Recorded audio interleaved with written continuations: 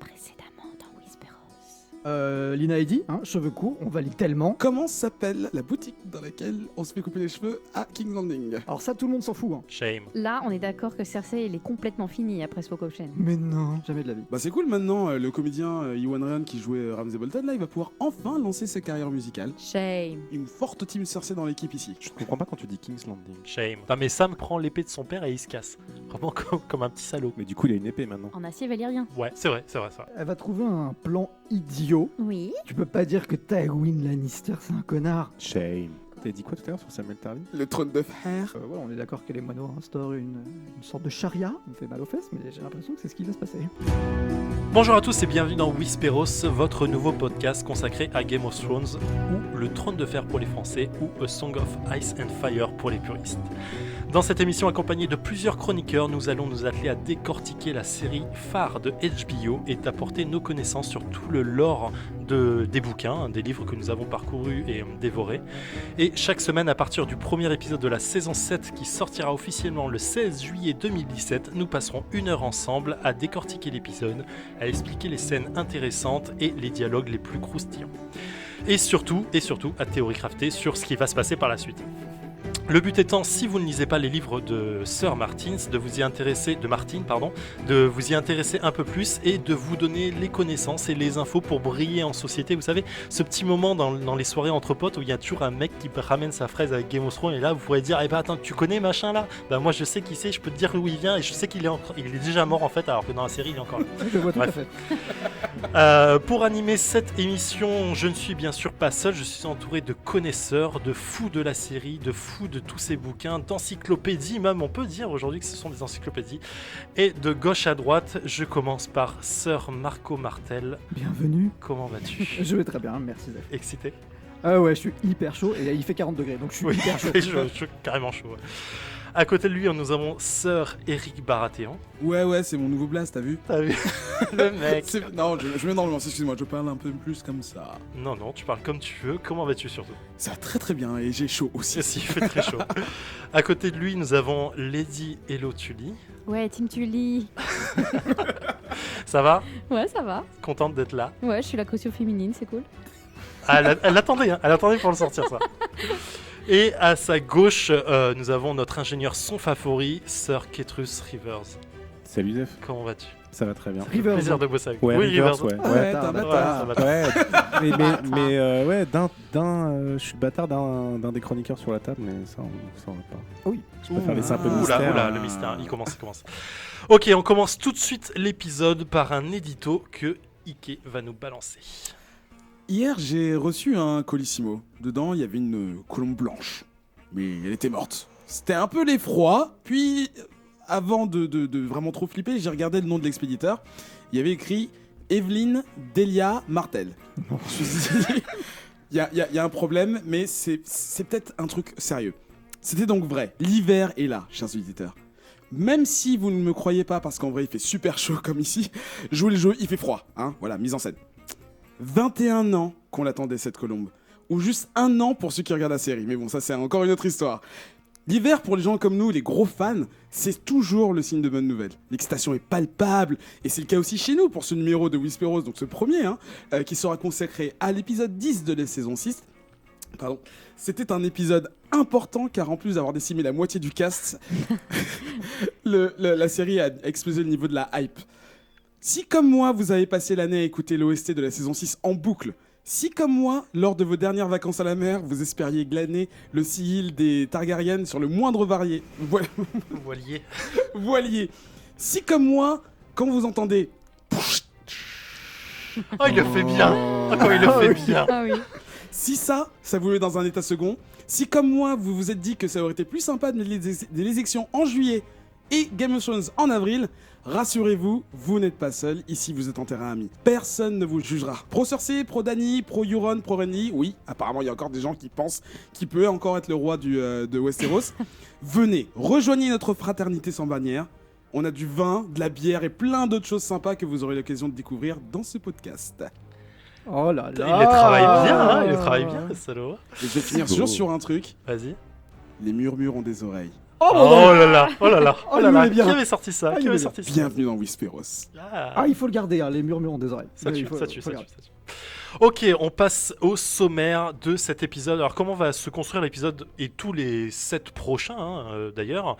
On va faire un sommaire rapide. On fera à chaque épisode un résumé de l'épisode qu'on vient de voir. Donc là on va s'atteler à faire un résumé de l'épisode 10 de la saison 6, comme le disait Eric dans son édito.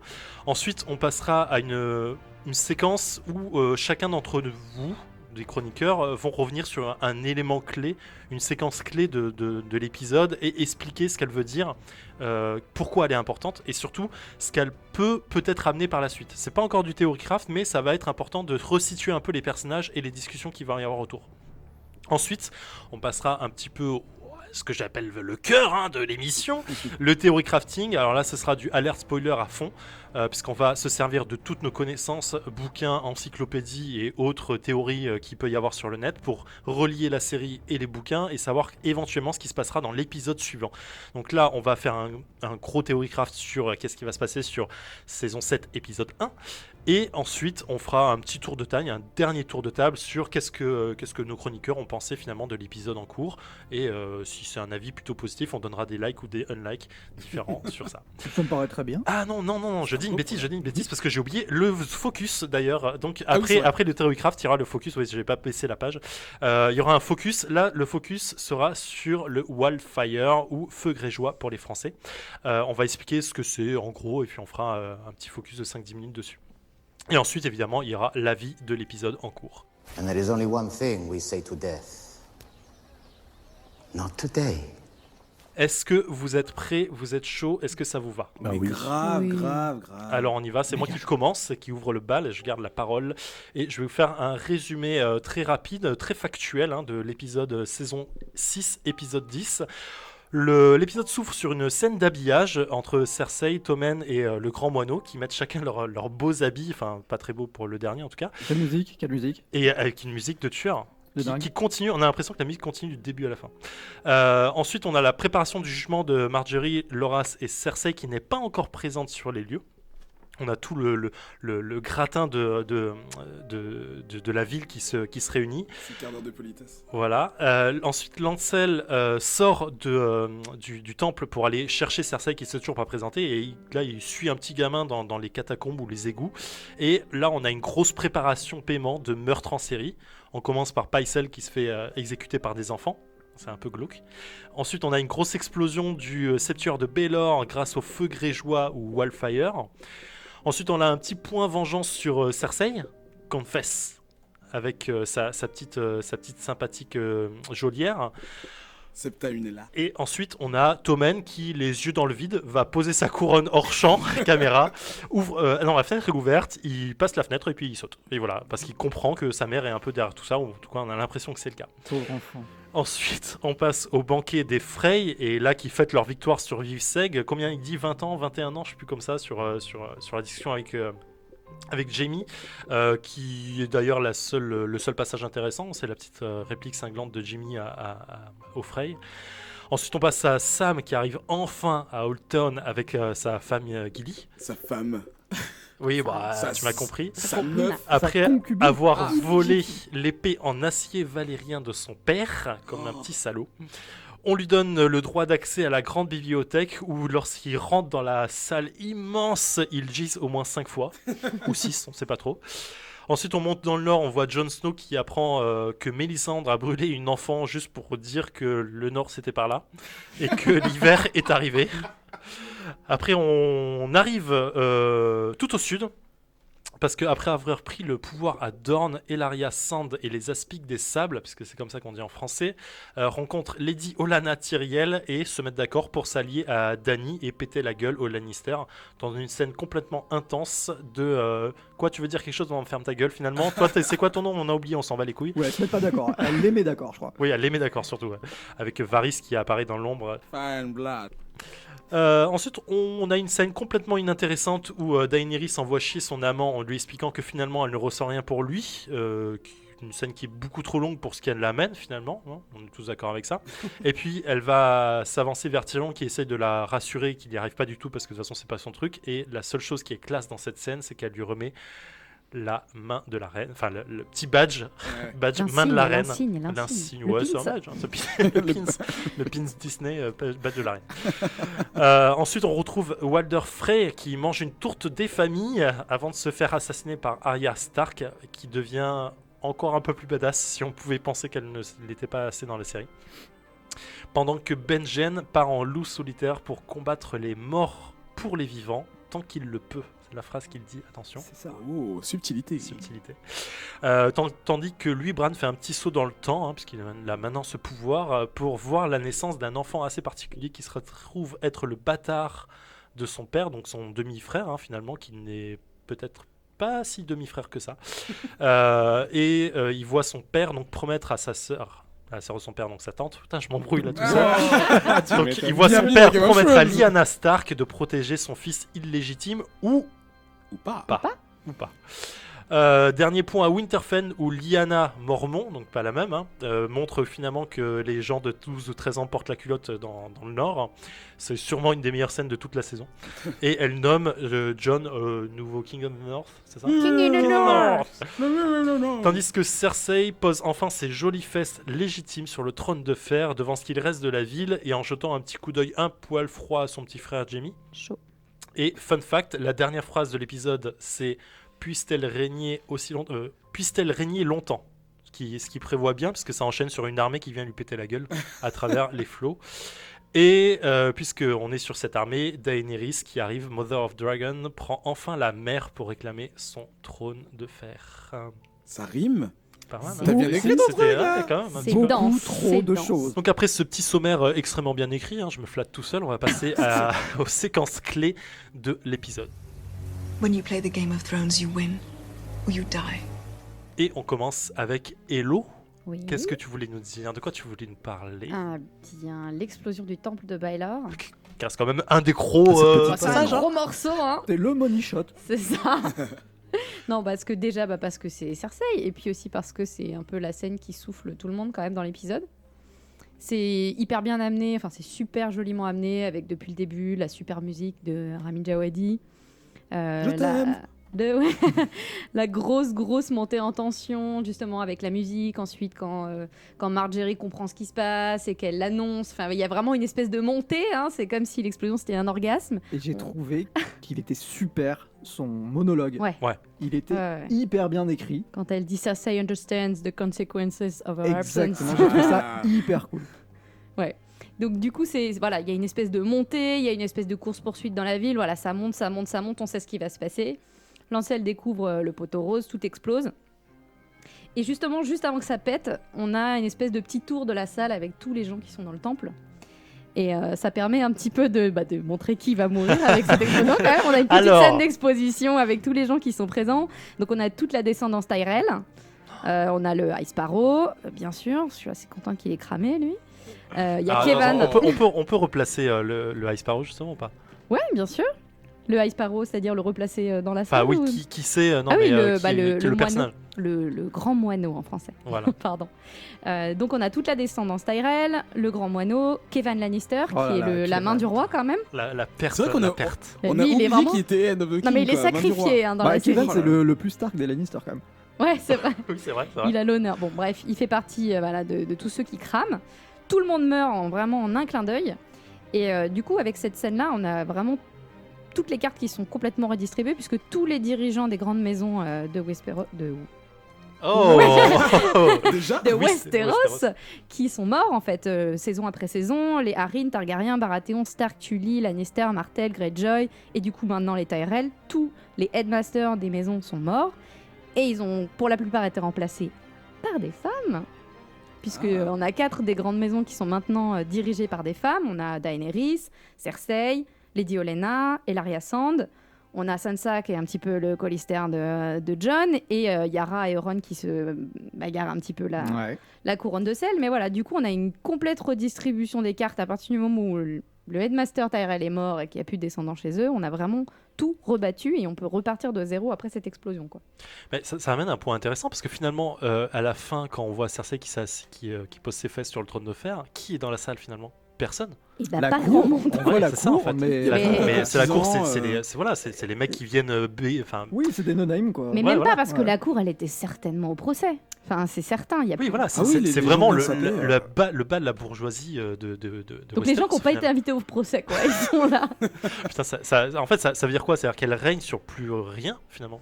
Bah, je pense que c'est l'idée Un que ça tas veut de donner un cendres. petit peu. Hein. Ok, t'avais fini sur cette scène ou qu'est-ce que tu voulais amener Non, autre en chose fait, moi, ce que je trouve intéressant, c'est justement qu'ils prennent le temps de montrer un petit peu qui va mourir dans cette espèce de micro-bout de scène où il faut un petit tour de la salle. Et là, on a vraiment, voilà, on a complètement, reshuffle le board. On a Ouais. les nouveaux personnages. Est-ce qu'on peut partir sur la séquence où, de course-poursuite dans les catacombes là? Pourquoi aller amener cette scène? Ah bah Parce que c'est ça, finalement- c'est vraiment une. Enfin, pour moi, c'est un peu la facilité scénaristique. C'est pour montrer. Enfin, ça n'a aucun intérêt. Lancel, il a aucun Ouais. intérêt à le courser ce gamin. Et ensuite, ce gamin, il a aucun intérêt à l'emmener découvrir ce qui est en train de se tramer. Le quoi. poteau au vert, on va poteau dire, au voilà. vert. Mais c'est vrai que je pense que c'est de la mise en scène et ça, c'est cool à regarder. Après, effectivement, on se pose la question de mais pourquoi faire ça? Oui, mais c'est enfin. Vas-y, Oui, c'est pourquoi il Ketrus. fait ça alors qu'il devait aller chercher Circé à la base? C'est vrai. vraiment, c'est ça, c'est une petite astuce scénaristique. Alors, voire de est-ce la que mise en c'est scène. est-ce que c'est pas un mélange d'astuces scénaristiques pour montrer aux spectateurs voilà ce qui les attend, mais aussi finalement une astuce de Cersei pour dire ok, je sais qu'à un moment des gens vont sortir pour me faire chier. Est-ce que je veux pas finalement être sûr qu'ils crèvent en dessous et les ramener finalement là où ils font? Ça permettait aussi de faire en fait des sauts et un enchevêtrement de scène avec Pycelle aussi et Qyburn.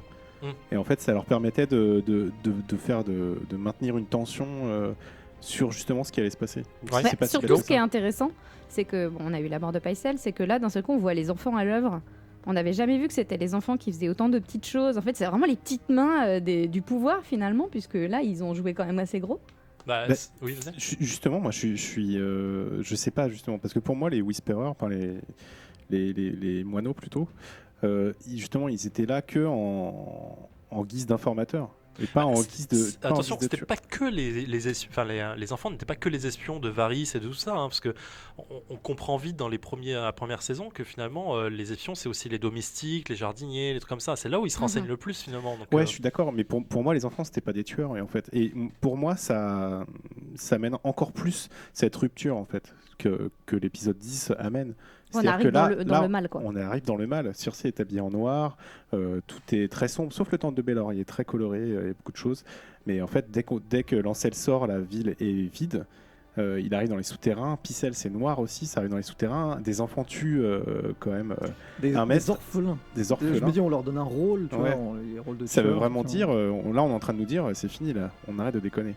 Et on déconnait pas avant déjà, déjà, ça mais, déconnait pas avant. Mais là, c'est quand même King's Landing n'est plus ce qu'on on est plus safe à n'est ce plus point-là. safe du tout quoi. Mais bon, Pycelle a eu le droit à sa scène. Voilà. C'est On vrai, lui mais a c'est- dit au revoir, ce qui n'est pas le cas de Kevin et autres. hein. Elle fait très, enfin, ça fait. En fait, la façon dont il meurt, tué par des enfants comme ça, t'as l'impression que c'est une revanche en fait des enfants sur lui. Et moi, enfin, pendant un instant, je me suis dit, est-ce que finalement il était pédophile ou il y avait un truc comme ça? Est-ce qu'il les Ça a fait fait très, souffrir d'une façon ou d'une autre? Ouais, c'est horrible quoi. Et c'est pas innocent parce que la scène d'introduction de Pycelle dans cet épisode, c'est quand même il est avec une prostituée Oui, comme on le voit Qui dans ne- la saison 1. qui ne paye pas d'ailleurs. Encore. C'est assez.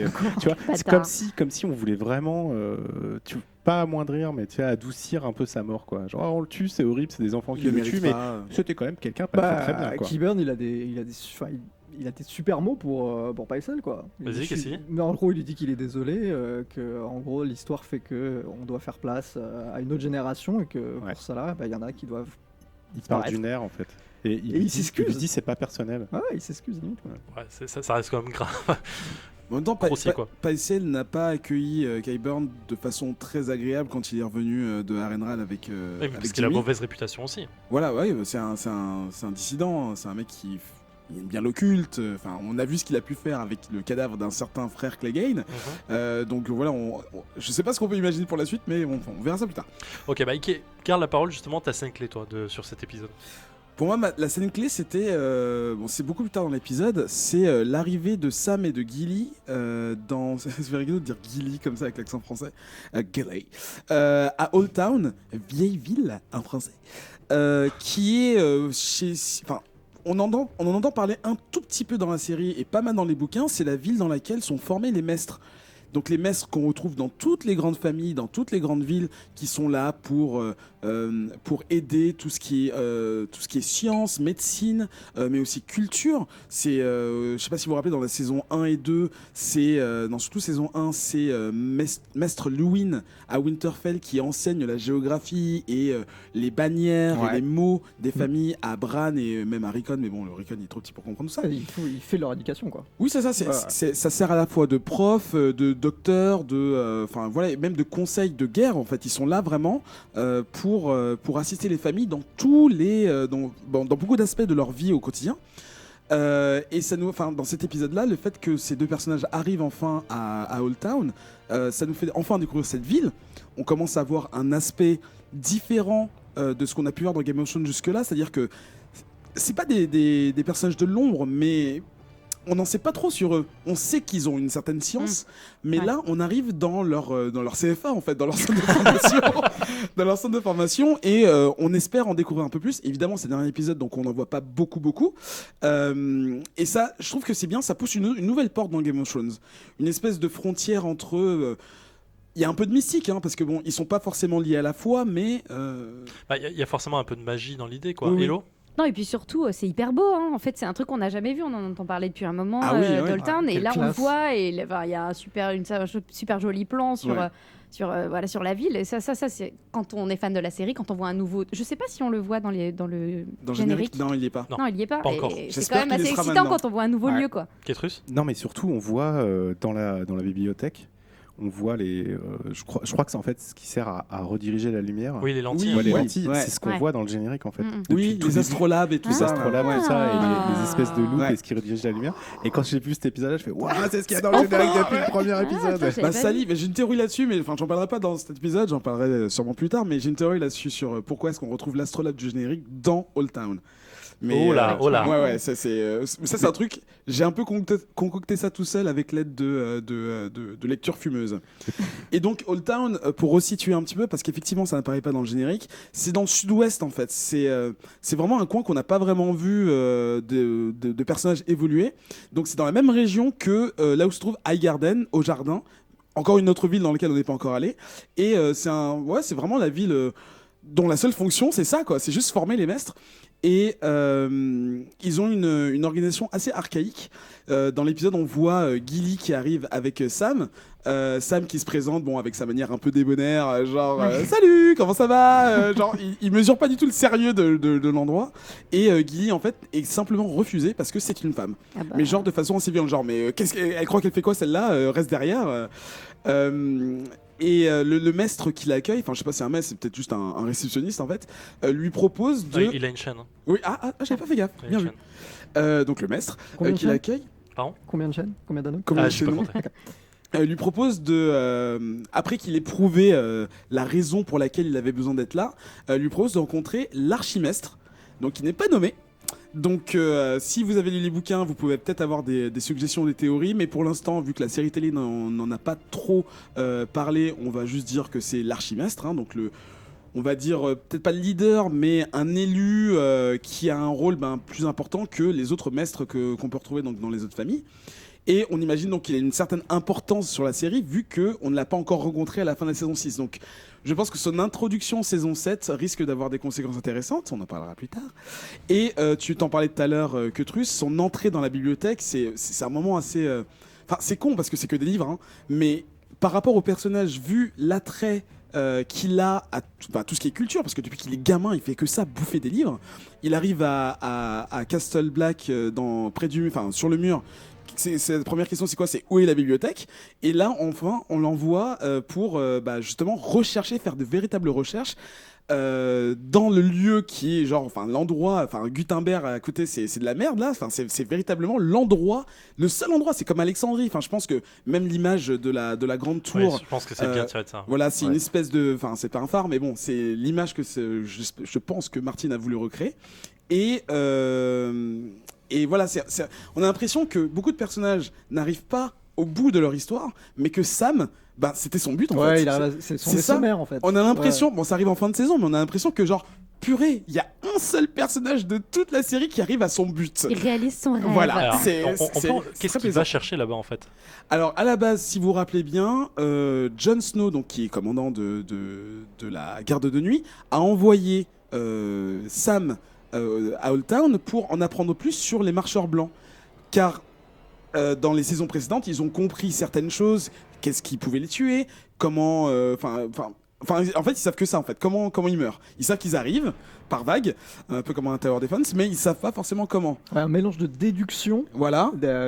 grâce ou à cause des événements, et aussi de quelques écrits qu'ils ont retrouvés. Et d'enquête, tout simplement, ouais, aussi. bien sûr. Parce que j'imagine qu'il va pas simplement demander, il n'y a pas un Google sur place, excusez-moi, je cherche des trucs sur les marcheurs blancs. Je pense que s'il dit ça à voix haute, tout le monde se fout de sa gueule.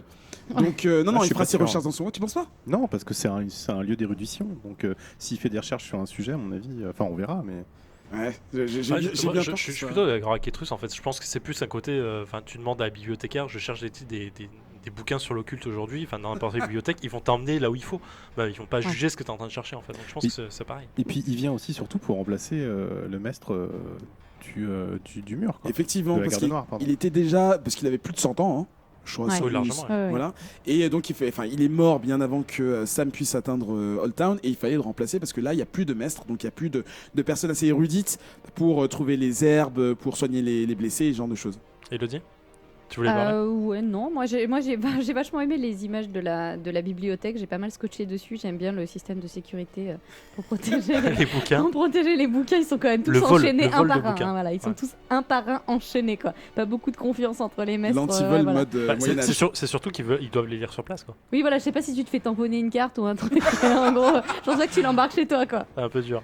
Marc, Non mais moi, si je me souviens bien, c'est que Sam est effectivement hyper chaud pour avoir accès à la bibliothèque et à tout ce savoir, etc. Mais par contre, la partie médicale, je crois que c'est un truc qui lui faisait vraiment flipper. Je me souviens de cette discussion-là qu'il avait avec John, comme quoi en fait, il n'était pas hyper chaud pour devenir maître en fait, parce que aussi Il a perdu du sang et tout, c'était non? l'asservissement aussi vis-à-vis de son père, etc. Enfin, c'est quelque chose de lourd cette décision quand même. Ouais, oui, mais c'est vrai. je crois qu'à un moment, John, il lui dit attends, t'as peur du sang, tu aimes pas te battre, mais en fait, il va falloir que tu fasses quelque chose quoi. C'est vrai. Oui, tu sers à rien ou tu sers à Le quelque tir à chose l'arc, quoi. le tir à l'arc, qui Tranquille. est un fail total. Ketrus, Ouais, et puis cette scène aussi, moi, m'a paru, pas comme une délivrance, mais c'est la première scène de l'épisode, je crois, hein, si je me trompe pas, qui est un peu heureuse en fait. Ouais. Bah C'est oui, qui est voilà, un peu ouais. légère, parce qu'on s'est tapé à peu près, je crois que j'avais regardé, ça m'a choqué, je crois, une demi-heure, un peu plus d'une demi-heure de noirceur. Oh, de mais il y avait la choses, septa avec dures les gants comme quand ça. même, c'était heureux. C'est ça. Une bah, petite c'est scène vrai, c'est d'amour. vrai que la scène d'explosion du temple elle doit bien faire 20 minutes sur l'épisode entier. Plus les conséquences Un qu'il y a peu plus, derrière, ouais, on ça a va bien une une demi-heure, demi-heure. ouais. Ouais. Et puis, oui, et puis d'ailleurs, ça a même donné la tête que fait Sam. Ça a donné un mème sur internet, quoi. Tu le vois. Bah, tu le vois il y a tout le temps, donc, c'est bizarre, c'est vraiment un contre-courant en fait. Bah, tiens, Ketrus, garde la parole et fais parle-nous de ta séquence clé.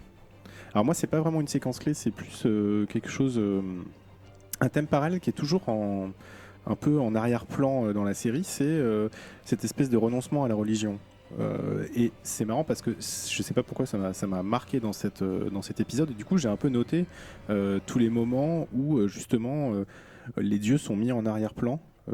Et on va sûrement, alors on en parlera peut-être dans le theory crafting, on va sûrement vers quelque chose. Est-ce qu'on va vers la magie? Est-ce qu'on va vers un changement total de religion ou ce genre de choses, de paradigme? Et bon, déjà, la première scène, quoi, le temple de Bélor qui est détruit, c'est pas anodin. C'est quand même le temple des 7 dieux, c'est quelque chose d'important, c'est un monument important, et il est détruit comme ça, sans aucun regret par Circé. Après, Circé, on la voit dans cette scène avec Septa Unella, dont on n'a pas parlé, où elle se venge un peu d'elle. On replace le personnage alors. Alors, c'est un peu sa tortionnaire quand elle était prisonnière du haut moineau, c'est comme ça en français. Grand moineau. Du grand moineau, qui lui a fait vivre une humiliation et des sévices corporels. Elle l'a frappé, hein, si je me souviens bien, non? Elle l'affamait aussi. Elle l'affamait, etc. Donc en La fait, soifée. c'est un peu la revanche de Circé, où elle lui raconte plein de choses. D'ailleurs, cette scène, elle est aussi intéressante, mais on peut en parler là, parce que on voit que Circé est une sadique finie. En tout cas, elle est devenue. Et ce qui m'a marqué aussi, c'est parce qu'elle le dit à une Septa, et quand elle la laisse à la montagne, elle lui dit "This is your God now." C'est ton Dieu maintenant. Ah oui, C'est- d'accord. et pareil pour moi, c'est peut-être que c'est inaperçu, peut-être que je me fais des films, mais avec ce que je vais vous dire après, je pense que c'est important et que c'est encore un clin d'œil. C'est vraiment Circé, les 7 dieux déjà, elle n'en parlait pas tant que ça, mais là c'est encore plus fini. Après, elle refuse de faire un enterrement de roi dans les règles attomènes. C'est-à-dire que c'est Qyburn qui lui en parle, il lui dit on peut faire dans la salle du trône parce qu'il n'y a plus le temple de Belor. Elle lui dit non, brûlez-le et mettez-le avec les cendres dans le temple de Belor avec les autres. Ça aussi, pour moi, c'est hyper. En fait, c'est choquant si on est dans le paradigme de Game of Thrones, qui est quand même un monde où la religion est très importante, surtout les 7 dieux. Après, complètement différent, on a Winterfell où on apprend où le chevalier aux oignons Davos parle de Mélisandre et qu'elle a fait cramer la fille de Stannis. Et que ça n'a pas marché, ça veut dire que ce dieu R'hllor, j'arrive pas à le prononcer, c'est supérieur. R'hllor. Moi je dirais Relor. Tu vois, genre R'hllor. Encore un dieu, parce que ce dieu du feu, ce dieu de la lumière, on a l'impression que c'est le vrai dieu, et c'est le dieu monothéiste qui va venir un peu supplanter les 7 dieux dans Westeros, un peu partout. Même avec Daenerys, on a des échos là-dessus, qu'elle est affiliée à ça, Tauros de Myr, etc. Et donc on se dit, ça va être peut-être la nouvelle religion de Westeros qui va être amenée, etc. Et non, pas du tout. Là aussi, on remet en cause ce dieu. Mélisandre aussi reconnaît qu'elle s'est trompée, qu'elle avait cru voir dans le feu, dans toutes les prédictions, et elle y croyait dur comme fer, et que Stannis allait devenir roi. Et en fait, boum, là aussi. Non, ce dieu, ça marche pas. Il a marché peut-être pour Jon. On a réussi à le ressusciter. C'est ça qui est bizarre, en fait, parce que du coup, pour ce dieu-là qui est la mort, Death, finalement, on a... Enfin, dans ce que tu dis, en fait, j'y vois une espèce de relation. C'est-à-dire que quand Cersei laisse la montagne, qui est finalement la mort, qui est déjà mort en tant que personne, lui dit vas-y, ça c'est ton nouveau dieu. Est-ce que tu n'as pas finalement une espèce d'affiliation qui se fait justement à ce dieu-là? Je sais pas, parce que elle est bannie derrière, en fait. Et on lui dit de s'en aller. Ça veut dire que c'est pareil, Winterfell dit non via Davos, etc. dit non à ce dieu-là, alors qu'il a quand même été ressuscité. En fait, on ne sait pas trop dans le lore, mais pour moi, c'est aussi, on dit, voilà, ce dieu ne marche pas. Enfin, ce dieu ne marche pas. On n'y croit pas. Il ne marche plus, il n'a plus de pile. On va pas en parler, mais Davos a toujours été aussi un peu... lui, il est dans la religion des 7 dieux. Il y a eu des scènes dans le livre... Et je crois pas dans la série où il est en opposition avec Mélisandre. Si, quand elle brûle les idoles justement des 7 sur Dragon's Throne. Voilà. Donc on peut peut-être se dire que le Nord reste affilié à ces 7 dieux. Et on envoie Mélisandre. Attention, on confond pas. Le Nord n'a jamais été affilié aux 7 dieux. Ils ont toujours gardé leurs anciens dieux. Oui, leurs anciens dieux, oui, pardon, excuse-moi. D'ailleurs, j'en viens juste après parce qu'on a une scène... on a une scène après où en fait on a Sansa qui est à côté du Baral, tu vois, qui est en train de méditer, et il y a Littlefinger qui vient lui parler. Alors, Baral, juste précise. C'est quoi? Les arbres. Donc c'est la religion du Nord. C'est la religion du Nord. Les Weirwood Trees. Voilà. Ah, les Weirwood. Attends. Je voyais marquer pas les Whirlpool, les Weirwood. Voilà. Attends, c'est le bois sacré. Moi j'adore. C'est les bois à cœur, là, comment ils appellent ça en français? Les arbres cœurs. Les arbres cœurs. Mais c'est pareil, c'est quand même c'est une représentation de la religion. Et pareil, dans le. Je crois que Littlefinger arrive et lui demande si elle est en train de prier. Et elle dit qu'elle ne prie pas et qu'elle en a fini avec ça. Ouais. Bon, je me fais peut-être des films, mais il y a ce genre de truc. Il y a dans la scène de Tyrion et Daenerys aussi, où Tyrion, à un moment donné, je sais plus comment c'est amené exactement, mais Tyrion dit à ce quoi il ne croit plus. Et pareil, il dit je ne crois plus aux dieux, je ne crois plus à ce genre de choses. Donc c'est encore voilà, un renoncement aux dieux, à la religion. Voilà, peut-être que j'ai accordé trop d'importance, mais à mon avis, il y a quelque chose derrière. On veut nous amener quelque part sur ce sujet-là. Mais en fait, du coup, il n'y a pas que le temple de Baelor qui pète. Tout pète, là. Tout explose. Il y a plus de... Voilà, ce que tu dis, c'est qu'il n'y a plus de religion. Tout a pété, là. Ouais, c'est ça. En fait, il n'y a plus de croyance. Il n'y a plus de... Enfin, c'est pas qu'il n'y en a plus. C'est qu'il va se passer quelque chose va changer, quoi. Au niveau de la religion, tout le monde a renoncé à ça. Marc ? Oui, et pour moi, Tyrion, c'est justement le point contraire, parce qu'il va confirmer la règle, en fait, puisqu'il dit qu'il n'a jamais cru en quoi que ce soit, mais que le fait qu'il soit en présence de Dany, il se met à croire en Dany, en fait, et à un futur peut-être un peu plus heureux. Donc je pense que justement, lui, il se met à croire, et c'est intéressant, alors que c'était un personnage complètement nihiliste, quoi, qui croyait en rien, et qui était pour sa pomme. Là, en fait, il se met à croire, je trouve que c'est assez fort. Mais du coup, c'est un peu comme s'ils sortaient tous de l'obscurantisme et qu'ils croyaient en des gens plutôt qu'en des dieux, en fait. Ouais, La Renaissance. C'est ça. Je pense qu'il y a Ouais. un peu de ça. Est-ce qu'on va vers la magie? Est-ce qu'on va vers les anciennes croyances? Est-ce que je sais pas. Le fait et je pense que Samuel Tarly va être important là-dessus parce que lui, il va devenir un érudit. Et qu'est-ce qu'il va pouvoir apporter là-dessus, quoi. C'est marrant parce que je t'écoute, mais en même temps, je me dis, dans le Nord, avec. Bon, c'est vrai qu'on n'a pas encore parlé de lui, mais Bran, qui est l'incarnation d'une voix, justement, des anciens dieux. Enfin, d'une fréquence, on peut dire. C'est je sais du pas. paganisme, un peu. Voilà. Ouais. Mais cette voix-là, elle est bien présente, elle est bien réelle. Et est-ce qu'on peut mettre ça en opposition avec non seulement la montée de et la disparition des Seth? Est-ce que ça voulait dire qu'à la base, en fait, la religion des Seth était une religion qui était, au final, qui n'avait aucune teneur, rien, et que les deux seules religions qui existent, en fait, c'est celle du Nord, enfin celle des vieux arbres, enfin des anciens dieux, pardon, et des Baral, et de l'autre côté, le dieu du feu et de la vie. Enfin, voilà, je sais pas, est-ce que Ketrus? Bah, moi, justement, pour moi, c'était la montée du dieu du feu. Je veux dire, Daenerys, Tauros de Myr, Mélisandre. Si, il y a quand même une évocation avec Daenerys, le fait qu'elle résiste aux flammes et tout ça. Il y a quelque chose là-dessus qui est un peu relié à Arlor. C'est pas aussi dit de façon aussi implicite que pour Mélisandre. Je suis pas complètement d'accord. Moi, mais- je le vois comme ça en tout cas. D'accord. Et t'avais l'impression que c'était ça, c'était la religion polythéiste qui allait se faire supplanter par la religion monothéiste. Et là, avec Mélisandre qui se plante complètement, Stannis qui meurt, non mais tu vois ce que je veux dire? Non mais il y a un échec. Stannis, on sait pas s'il est mort. Non. Attention. Oh, bref, non, je pense que Brienne, elle en a pardon, fait qu'un morceau. l'échec non, elle mentirait Brienne, Please c'est bon, elle est God, no. morte. L'échec de l'avènement de Stannis plutôt. Oui, c'est plutôt ça. Voilà. Il y a un échec. Je veux dire, Mélisandre, c'était quand même un peu l'espoir, tu vois. Elle ressuscite Snow. Bon, c'est après. Mais et là, boum, qu'est-ce qui se passe? Donc, on en est de ça dans la série. J'aimerais juste refaire un point, parce qu'en fait, tu amènes un point assez intéressant sur le fait que les Seth, finalement, étaient là un peu... voilà, ils doivent dégager parce que c'est pas la vraie religion. Mais est-ce Ouais. qu'on peut rappeler comment les Seth sont venus justement sur Westeros? Alors, Vas-y. cette religion vient d'un peuple ethnique qui s'appelle alors je vais le dire en français, les Andals. Mhm. Yandals. Qui viennent du continent de Essos, dans une région pas très très loin de Bravos, qu'on connaît à cause de la maison du Noir et du Blanc avec Arya, qui ont migré vers Westeros, donc l'autre continent, à un moment où il était encore possible de franchir. Ils ont migré vers Westeros en bateau. Oui. Ils ont donc traversé le détroit qui sépare les deux continents. Non. Ils sont, Non. ils sont arrivés par... non, je dis ça parce que je l'ai relu il y a pas longtemps pour D'accord. le JDR, mais en fait, ils sont arrivés par les 4 doigts, par Littlefinger. Oui, voilà, par bateau donc. Ah, je pensais que tu C'est- parlais du détroit du non, sud, non, non, pardon, autant pour moi. Eh Autant ben, pour moi. en fait, parce que Narussi, parfois, ils traduisent par détroit et parfois, Oui, ils oui. traduisent par la mer étroite. Alors, autant pour moi, t'avais raison. Donc ils sont arrivés par bateau, donc justement en traversant la mer qui sépare donc les deux continents, en arrivant par la région justement donc les Fingers, donc ça rappelle Littlefinger parce que c'est la région de laquelle il est originaire, et les Erie, donc The Erie en anglais, là où il y a les Harines.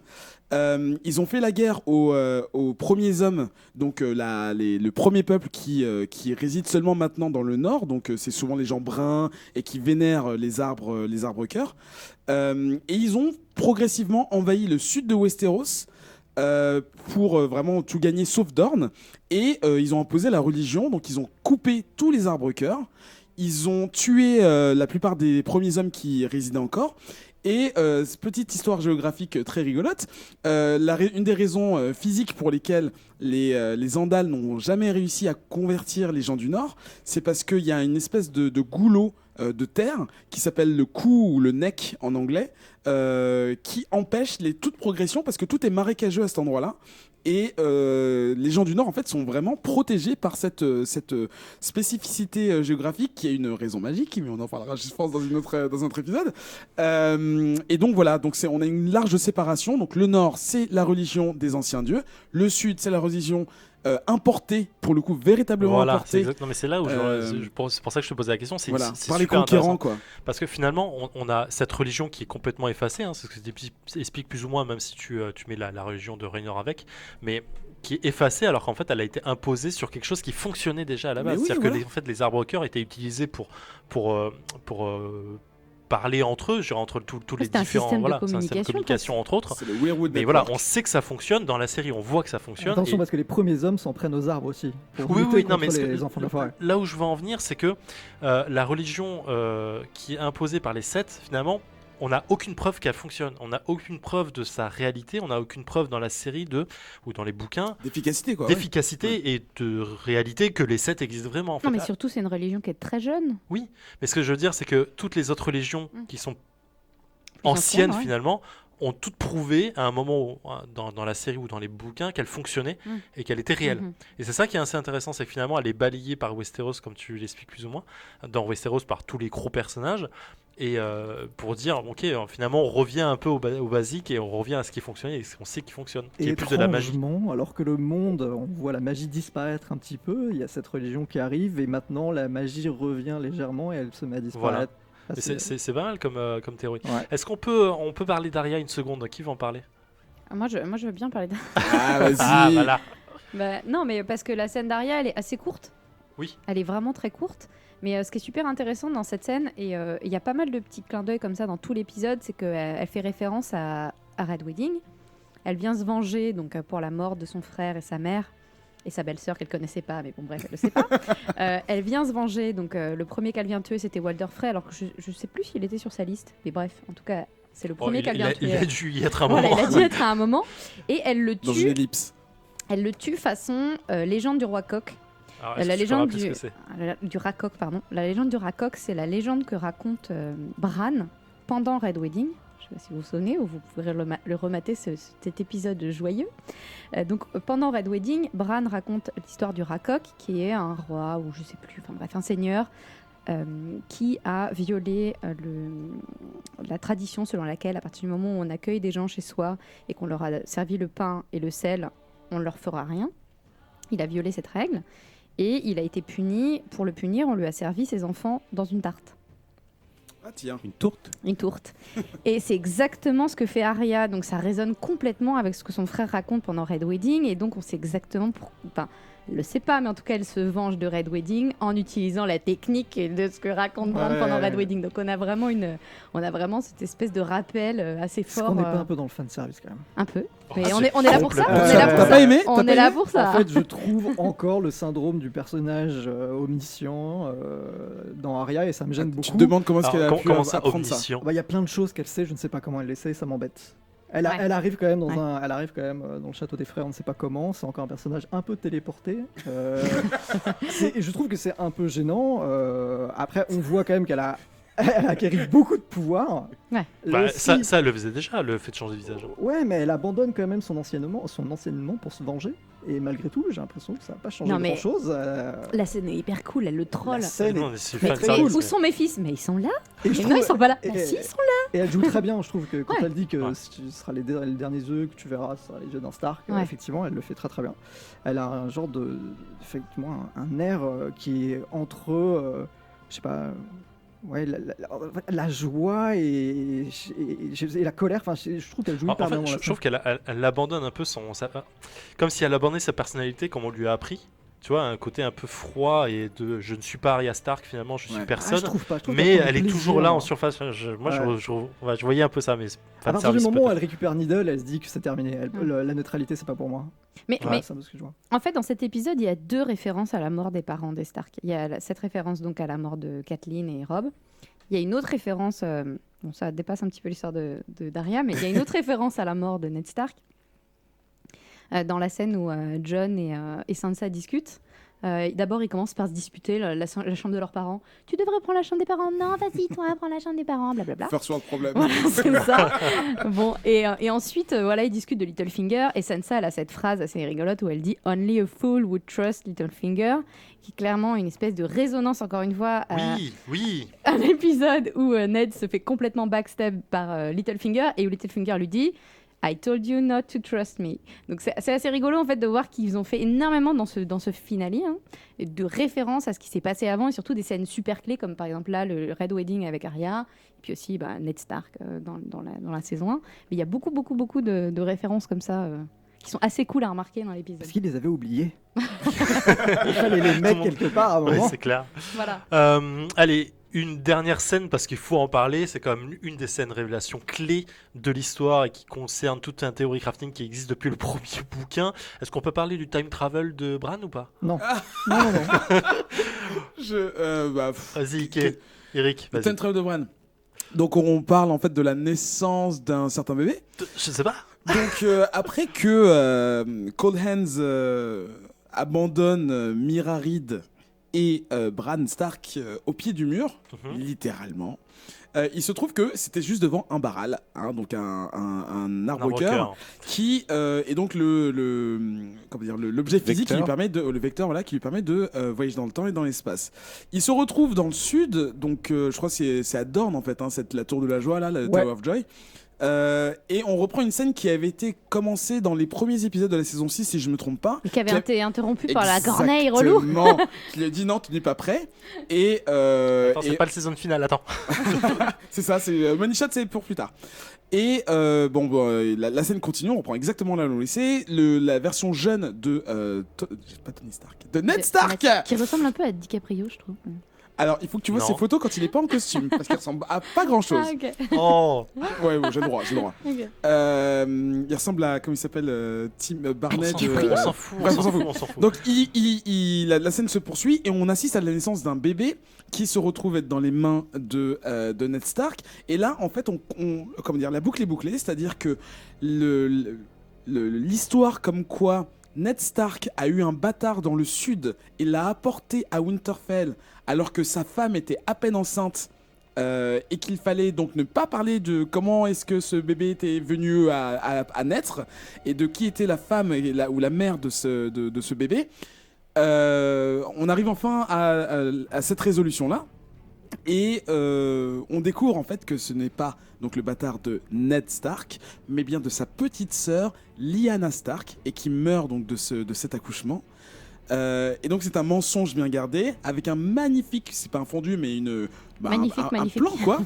On découvre que ce bébé n'est autre que Jon Snow. Et donc pour les personnes qui lisaient les livres et surtout qui circulent pas mal sur internet, c'était une évidence. Mais pour d'autres personnes qui ne regardent que la série, ça veut dire une chose, c'est que Ned en fait était vraiment le mec honorable qu'on attendait. Pour moi c'est le mythe de Ned qui s'effondre. Donc le mec n'a jamais menti de sa vie. Et ça a commencé comme ça avec la première scène au Tower of Joy où on voit en fait qu'il se débarrasse de, comment il s'appelait, c'est l'épée du matin. Ouais, l'épée du matin d'une façon Arthur Dayne. pas du tout honorable. Mais c'est pas lui qui le backstab. C'est son pote qui le backstab. En fait, il gagne de façon déshonorable. Ouais, déjà. Bref. Dans le dos. Hello. Mais le truc, c'est que effectivement, dans la série, ils avaient quand même plusieurs fois introduit le fait que c'était quand même pas très très logique que Ned Stark ait eu un bâtard. Ça lui ressemblait pas en tout cas. Il y a plusieurs personnages qui le disent. À un moment, je crois que Stannis le dit. Il dit: je connaissais bien Ned Stark, ça me paraît vraiment bizarre que ce fils soit son bâtard.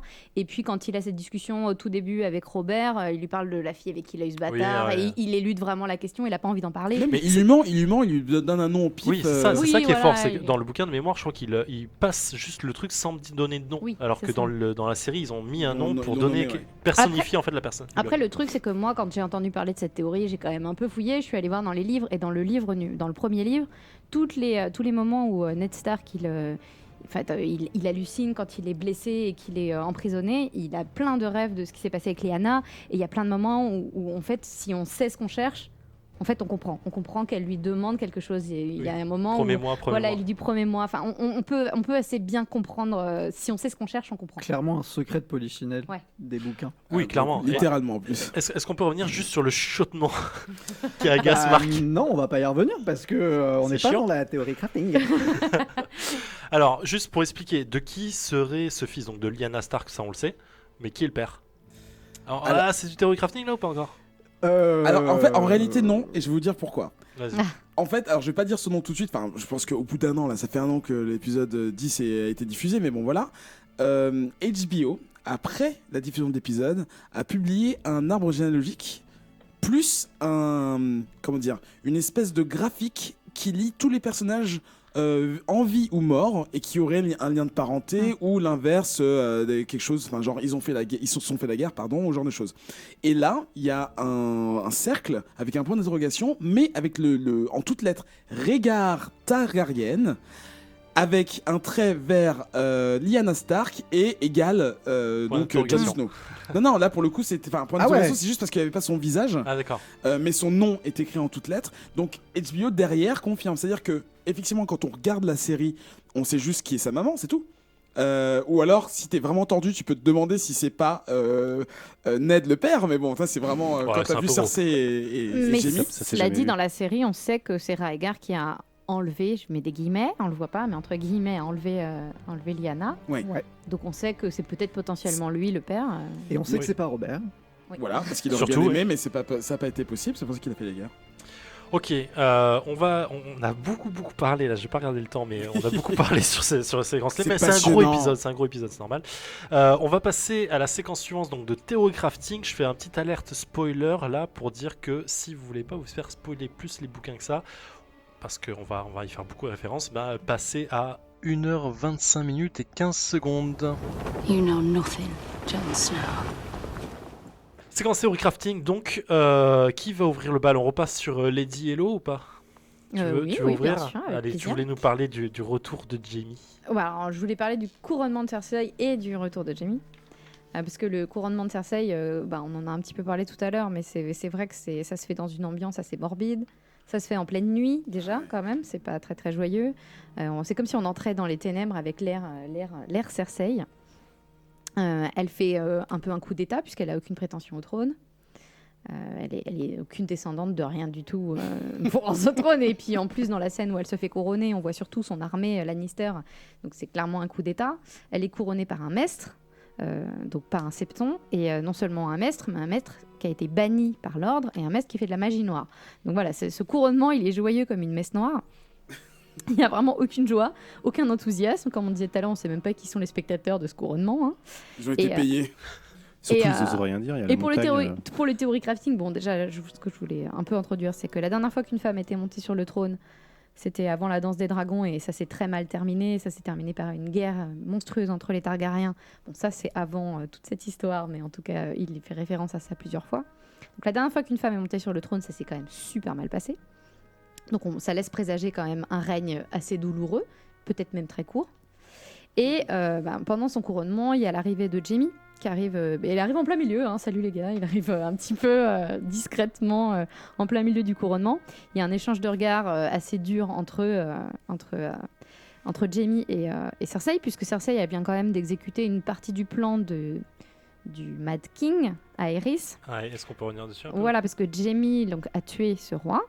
Et il l'avait tué parce qu'il voulait brûler tout King's Landing. Alors, on parle, voilà, resituons vraiment bien le truc, c'est Ouais. super important. Ouais, alors, On parle de qui? Aerys, le roi fou, qui est le roi que Jaime a tué donc, en devenant Kingslayer. Le papa de Dany. Voilà, le papa de Daenerys. Donc le roi qui a été tué pendant la rébellion de Robert. Et ce roi, donc, à un moment où la ville a été prise, voulait faire complètement brûler la ville. Il disait « burn them all », comme dit Jaime dans la scène où il... dans je ne sais plus quelle saison où il confesse... Oh, la scène de la baignoire. La scène La scène de la avec, baignoire, Brienne, Tu tellement l'hallucines, bien. Voilà, ouais. où il raconte à Brienne pourquoi il a tué le Mad King et qu'il en a marre qu'on l'appelle le Kingslayer parce qu'en fait il a sauvé toute la ville, Putain. effectivement. Donc Cersei a bien quand même d'accomplir une partie du plan du Mad King. Donc quand il arrive, forcément il est un peu vénère quand même. En plus il y a son fils qui s'est suicidé, donc c'est quand même bien le bordel. Hein. Il arrive, je ne sais même pas s'il est encore au courant de ça, mais en tout cas je pense qu'il s'en doute en la voyant monter sur le trône. Donc il n'est pas ravi. Et en fait je voulais revenir sur cet échange de regards qu'ils ont entre eux. Parce que par la même occasion, avec la mort aussi de comment elle s'appelle, de Marjorie, je vais revenir sur la prophétie qui a été faite à Cersei quand elle était enfant, dont on a entendu parler dans, encore une fois, je ne sais plus quelle saison, quand elle est gamine et qu'elle va dans la forêt voir une sorcière avec une amie à elle et que cette sorcière lui fait une prédiction. Puisque cette prédiction dans la série, elle est tronquée. On n'a qu'une seule partie de la prédiction. Et alors qu'il y en a un petit peu plus dans les livres et ça laisse présager des choses, peut-être avec Jaime. Alors, rappelle celle qu'on entend dans la série et complète-la après si tu peux. Alors je vais essayer. Donc je vais lire, hein, je l'ai noté quand même, pour faire ça proprement. Donc dans la série, ce qu'on entend, c'est donc la sorcière lui dit « Tu épouseras le roi, pas le prince, le roi. Tu seras reine, tu seras, jusqu'à ce que en survienne une autre, plus jeune et plus belle, pour te jeter à bas et s'emparer de tout ce qui te tient le plus chèrement au cœur. » Donc dans les livres et dans la série, Cersei, elle pense que c'est Marjorie. Par Donc, c'est logique. pour ça qu'elle la déteste. Là, j'ai envie de dire que c'est peut-être pas Marjorie, c'est peut-être plutôt Daenerys, mais on va voir. On va voir. Ensuite, dans la prédiction, dans la prophétie, pardon. Le roi aura 16 enfants et toi 3. Bon, déjà, quand elle est gamine, elle comprend rien. Hein, elle comprend, c'est un pas, peu elle bizarre. comprend pas le délire. Franchement, on me dit ça, je comprends pas non plus. Hein. Le roi aura 16 enfants et toi 3. Et elle lui dit d'or seront leurs couronnes et d'or leurs linceuls. Donc ça, la prédiction, la prophétie a fini de se réaliser dans cet épisode avec la mort de Tommen, parce que son dernier enfant est mort. Et la fin de la prédiction, qu'on n'a pas dans la série, mais qu'on a dans les livres, la fin de la prédiction, c'est d'or seront leurs couronnes, d'or leurs linceuls, et lorsque tes larmes t'auront noyé, les mains du Valonqar se resserreront autour de ta gorge blanche et te feront exhaler ton dernier souffle de vie. Donc, Valonqar. dans cette prophétie, la sorcière lui explique comment elle va mourir. Donc, pour ceux qui ont fait des recherches comme nous sur les internets, Mais qu'est-ce qu'un le Valonqar? Valonqar, c'est le petit frère ou la petite sœur. Donc, c'est pour ça, et c'est pas vraiment expliqué dans la série, mais c'est pour ça que Cersei déteste autant Tyrion, parce qu'elle est persuadée que c'est lui qui va la tuer. Donc, c'est pour ça qu'elle le déteste à ce point. Et c'est pour ça même que Jaime comprend pas pourquoi elle le déteste à ce point. Parce qu'il a tué leur maman. Bon, aussi parce C'est- qu'il a tué leur Oui, maman, ça joue. Hein. mais Il ça l'a joue- pas fait exprès. C'est Ça- l'argument dans la série, c'est celui-là. Voilà, l'argument dans la série, c'est celui-là, mais dans les livres, c'est aussi cette prophétie. Cette prophétie, elle revient souvent, puisque régulièrement, elle en rêve, régulièrement, elle en parle, donc ça revient souvent. Dans la série, on n'en a absolument pas parlé. Et du coup, l'arrivée de Jaime et la tête qu'il lui fait, le fait qu'elle ait tué leur dernier fils, parce que quand même, c'est un peu de sa faute, s'il est mort. On n'est pas revenu dessus, mais c'est quand même de sa faute. Et qu'elle a accompli une partie du plan d'Aerys, on se demande si peut-être que le Valonqar, ce serait pas Jaime, en fait. Ah. Moi, Alors, je suis pro cette théorie. En fait, j'ai cherché, parce qu'ils sont jumeaux, pour savoir si elle était née avant lui. Elle est née Mais avant lui. c'est dit, c'est Ok. dit à un moment. Il me semble C'est que dit. C'est dit. même dans la série, c'est dit Alors, que si c'est elle qui est pas- précisé, c'est que c'est important. Bien sûr que c'est important. Marc. Non, j'ai pas grand chose à rajouter, c'est super bien expliqué, Hello. Et en fait, j'ai quand même un peu de mal à imaginer Jaime tuer son propre jumeau, puisque c'est un peu se tuer lui, puisqu'en gros, c'est quand même. Ils ont un peu un délire en fait d'ego trip en fait ces deux-là quoi. Donc je me dis que assassiner sa propre sœur c'est un peu se tuer lui-même. Donc ça pourrait arriver, mais j'aimerais vraiment comprendre sa motivation parce que pour le moment en fait c'est quelqu'un qui subit beaucoup, Jaime, qui continue à subir apparemment là dans cette saison-là. On verra pour la prochaine. Moi j'ai l'impression que c'est un mec qui c'est un porte-épée, il a plus d'épée. Je cherche son but. Je sais pas si la série va lui en donner un autre. Par rapport au bouquin, j'attends de voir. Ketrus, tu veux rebondir? Ouais, parce que effectivement, je pense que Jaime c'est un super personnage parce qu'en fait au début du livre et de la série en fait on aime le détester parce que déjà c'est un beau gosse tu vois et puis il pousse Bran quoi ce qui est quand même Putain, un j'avoue. truc d'enfoiré quoi. Tout le monde oublie ça. Hein. Ouais, tout le monde Non, en oublie fait, ça. il a tenté de tuer ça. un enfant dans le flingue du premier coup, là. épisode. Moi mais oui alors mais Les choses après que tu fais par amour. mais c'est un espèce de millefeuille ce personnage parce qu'en fait à chaque fois que tu enlèves une couche tu découvres quelque chose et surtout c'est un personnage honorable. Je veux dire il place l'honneur très très haut. Dans le bouquin c'est encore plus présent avec ce qui se passe avec Brienne que tu n'as pas dans la série et c'est quand même celui c'est le régicide, mais c'est le régicide pour une bonne raison et une raison qu'il cache à tout le monde, dont on ne connaît pas. C'est quand même quelqu'un qui vit en étant traité de régicide, en étant à une position qui est quand même très difficile. En plus, plus ça va, plus on sait qu'il a couché avec sa sœur et qu'il a fait des enfants. Mais ce mec-là reste droit et droit dans ses bottes. Et c'est pour ça, moi, je crois que c'est lui qui risque de tuer Cersei, parce que la première scène d'arrivée à King's Landing de Jaime, c'est la vision du temple de Baelor qui brûle de flammes vertes du feu grégeois. Et après, cette superbe scène de fin, effectivement, où t'as le regard entre les deux frères et sœurs. Tu peux t'imaginer tellement de trucs, tu peux t'imaginer tellement de choses. Qu'est-ce qui se passe dans la tête de Jaime? Est-ce qu'il, là, d'un seul coup, il a le déclic, il se dit, ça y est, ma sœur est folle, en fait. Parce qu'il revit, parce qu'il fait un parallèle avec. Je rappelle qu'il la baisse devant son fils mort ou pas, Marc? En fait, j'ai du mal à croire que ce personnage va finir encore en assassin. Parce que, en fait, il y a une scène, je sais pas si dans la série, je me souviens plus si c'est lié, mais dans le bouquin, il y a un moment où il devient chef des chevaliers arc-en-ciel, si je me souviens bien, et il lit le registre. Et il voit tous les Des faits. manteaux blancs. Des manteaux blancs. Ouais. Et il voit effectivement tous ses anciens, tu vois, ses prédécesseurs qui ont accompli des hauts faits, etc., etc. Et lui, en fait, ça résume sur 3 lignes et c'est a tué le roi Eris, quoi, tu vois. Et il le referme avec dédain. Il se dit, bon Dieu, est-ce que c'est ça ma vie, quoi? Non, il essaye même d'écrire dessus. Ouais, et avec sa main gauche, il essaye d'écrire un truc un peu honorable, il n'y arrive même pas. Dans la série, c'est un peu vénère, c'est Geoffrey qui se fout de sa gueule, il dit mais il n'y a pas grand chose d'écrit sur toi. C'est là. Oui, voilà, c'est ça, c'est horrible. Mais Geoffrey, quoi. Hello, tu voulais prendre la parole. Ouais, sur le Valonqar, bon, ça c'est quelque chose que j'ai lu en ligne, mais c'est censé être soit le petit frère, soit la petite sœur. Cersei. Comment? En haut valyrien. Cersei, elle a pris ça au pied de la lettre, le petit frère, donc elle a pensé que c'était son petit frère, à savoir Tyrion, mais en fait le Valonqar c'est quelqu'un qui est petit frère ou petite sœur.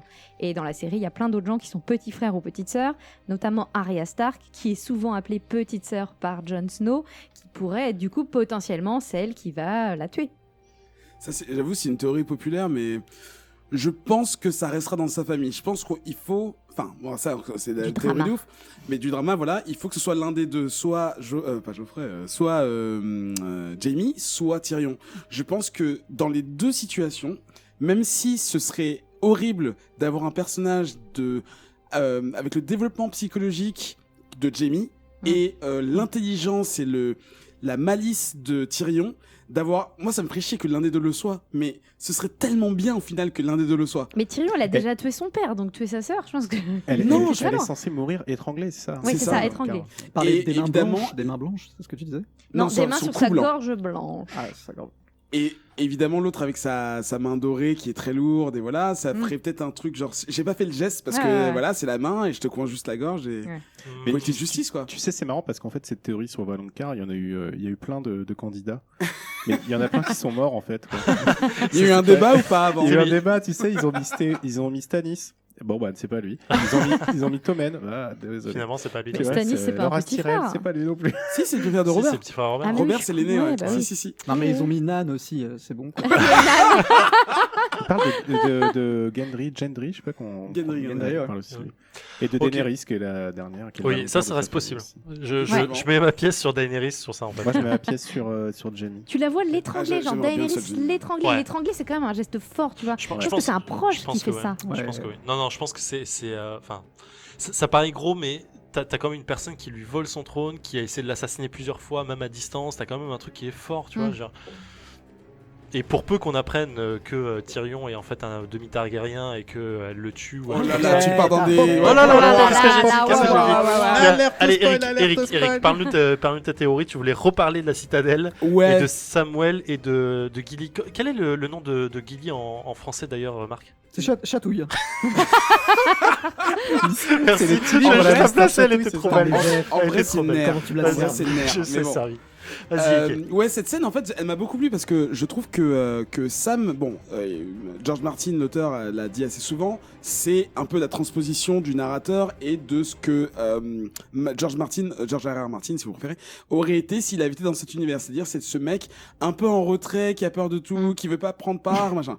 Donc c'est vrai que tout ce qui arrive à Sam peut être interprété comme quelque chose d'important. Bon, pour l'instant, c'est vrai que c'est le premier, en tout cas dans les pages du livre et dans la série, à avoir tué un marcheur blanc. Donc c'est quand même vu que c'est la menace de tout le royaume, c'est quand même à ce jour le plus grand héros. Donc oui, Sam et Gilly, qui, comme on en a parlé tout à l'heure, arrivent à Vieilleville. Après être passé chez son père pour récupérer l'arme en acier valyrien, qui, on espère, lui servira dans ses futurs combats. Tu crois? Je pense. Et on peut évidemment se demander qu'est-ce qu'il va apprendre une fois sur place. Donc il y a plein de choses. Le truc le plus évident, c'est ce que Jon lui a demandé, c'est-à-dire de trouver soit une histoire, soit une solution pour vaincre les marcheurs blancs une bonne fois pour toutes, parce que bon, ils arrivent, hein. Je vous rappelle que l'hiver est là. Et moi, j'ai quelques théories à propos de tout ce qu'il peut trouver. Évidemment, donc je pense qu'il y aura une grande ellipse parce qu'il va devoir faire un training montage où il va lire tous les livres et il va finir par tomber sur des éléments puis des éléments et finir par rassembler tout ça et trouver des récits en fait sur la longue nuit. Donc je vais pas entrer en détail là-dedans, mais en gros la longue nuit c'est la dernière fois, enfin la première et seule fois pendant laquelle les marcheurs blancs ont vraiment envahi Westeros, ont tué tout ce qui était vivant.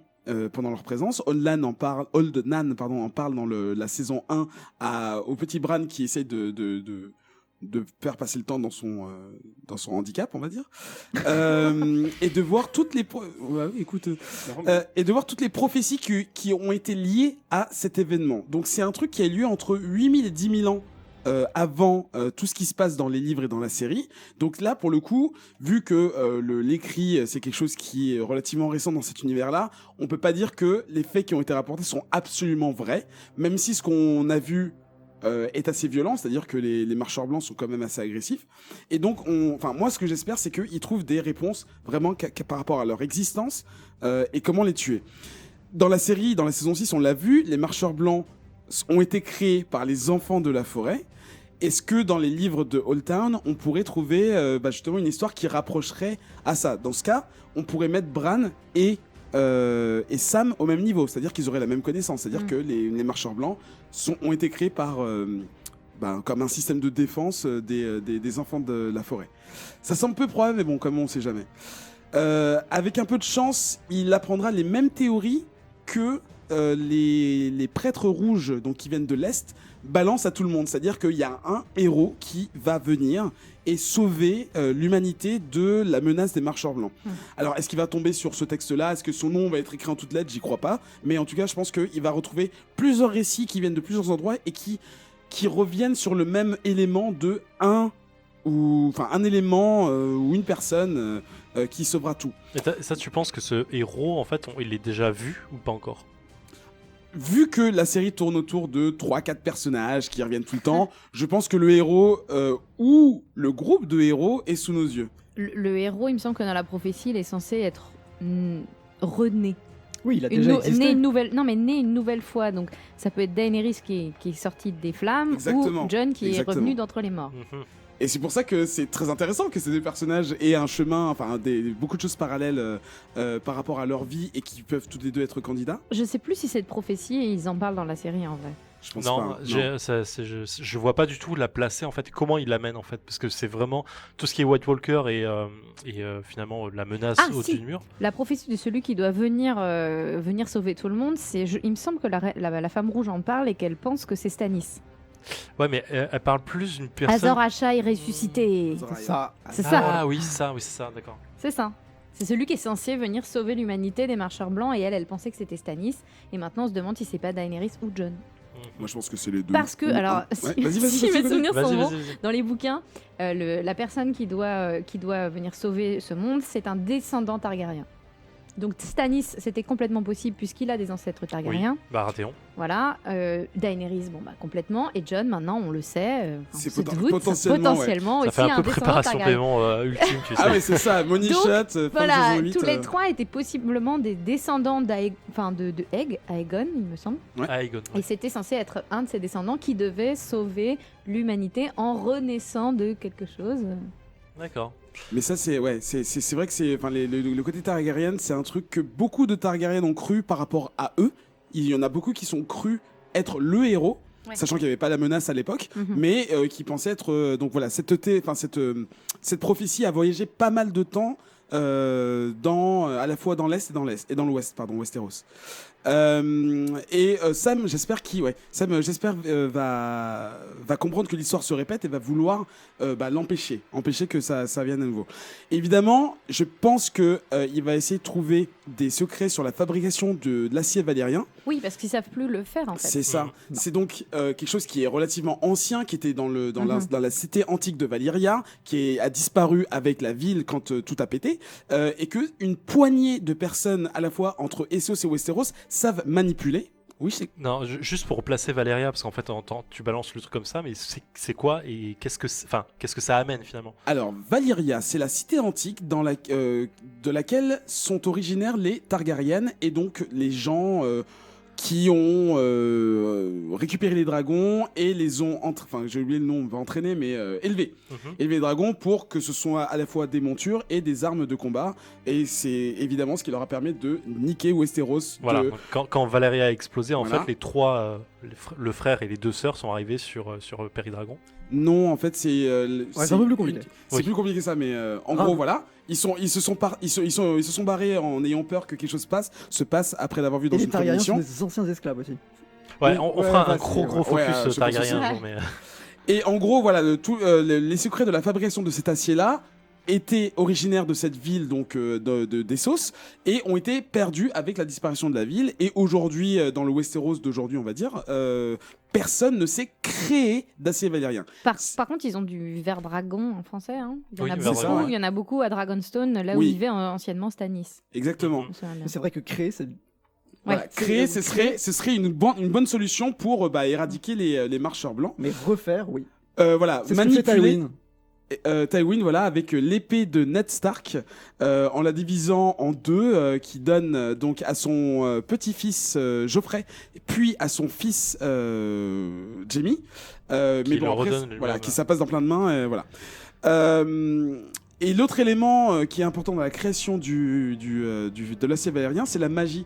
Mais le truc, c'est que tout le monde est au courant qu'il y a de la magie et qu'il y a des sorts dans les épées en acier valérien, pardon. Mais personne ne les connaît. Donc, est-ce que à Old Town, il y aurait ces réponses-là Parce que là, des épées comme ça, il y en a très peu. Il y en a une qui est à Jon. Je crois qu'il y en a 7 en tout, je Il y crois. en a une dans qui est le à truc. Jon. Il y en a une que Brienne a Non, il y en a récupérée. plus que ça, ouais. Il y en a beaucoup plus Il y en a que une ça. que Brienne a récupérée. Celle de Geoffrey, on ne sait pas qui c'est qui l'a récupérée.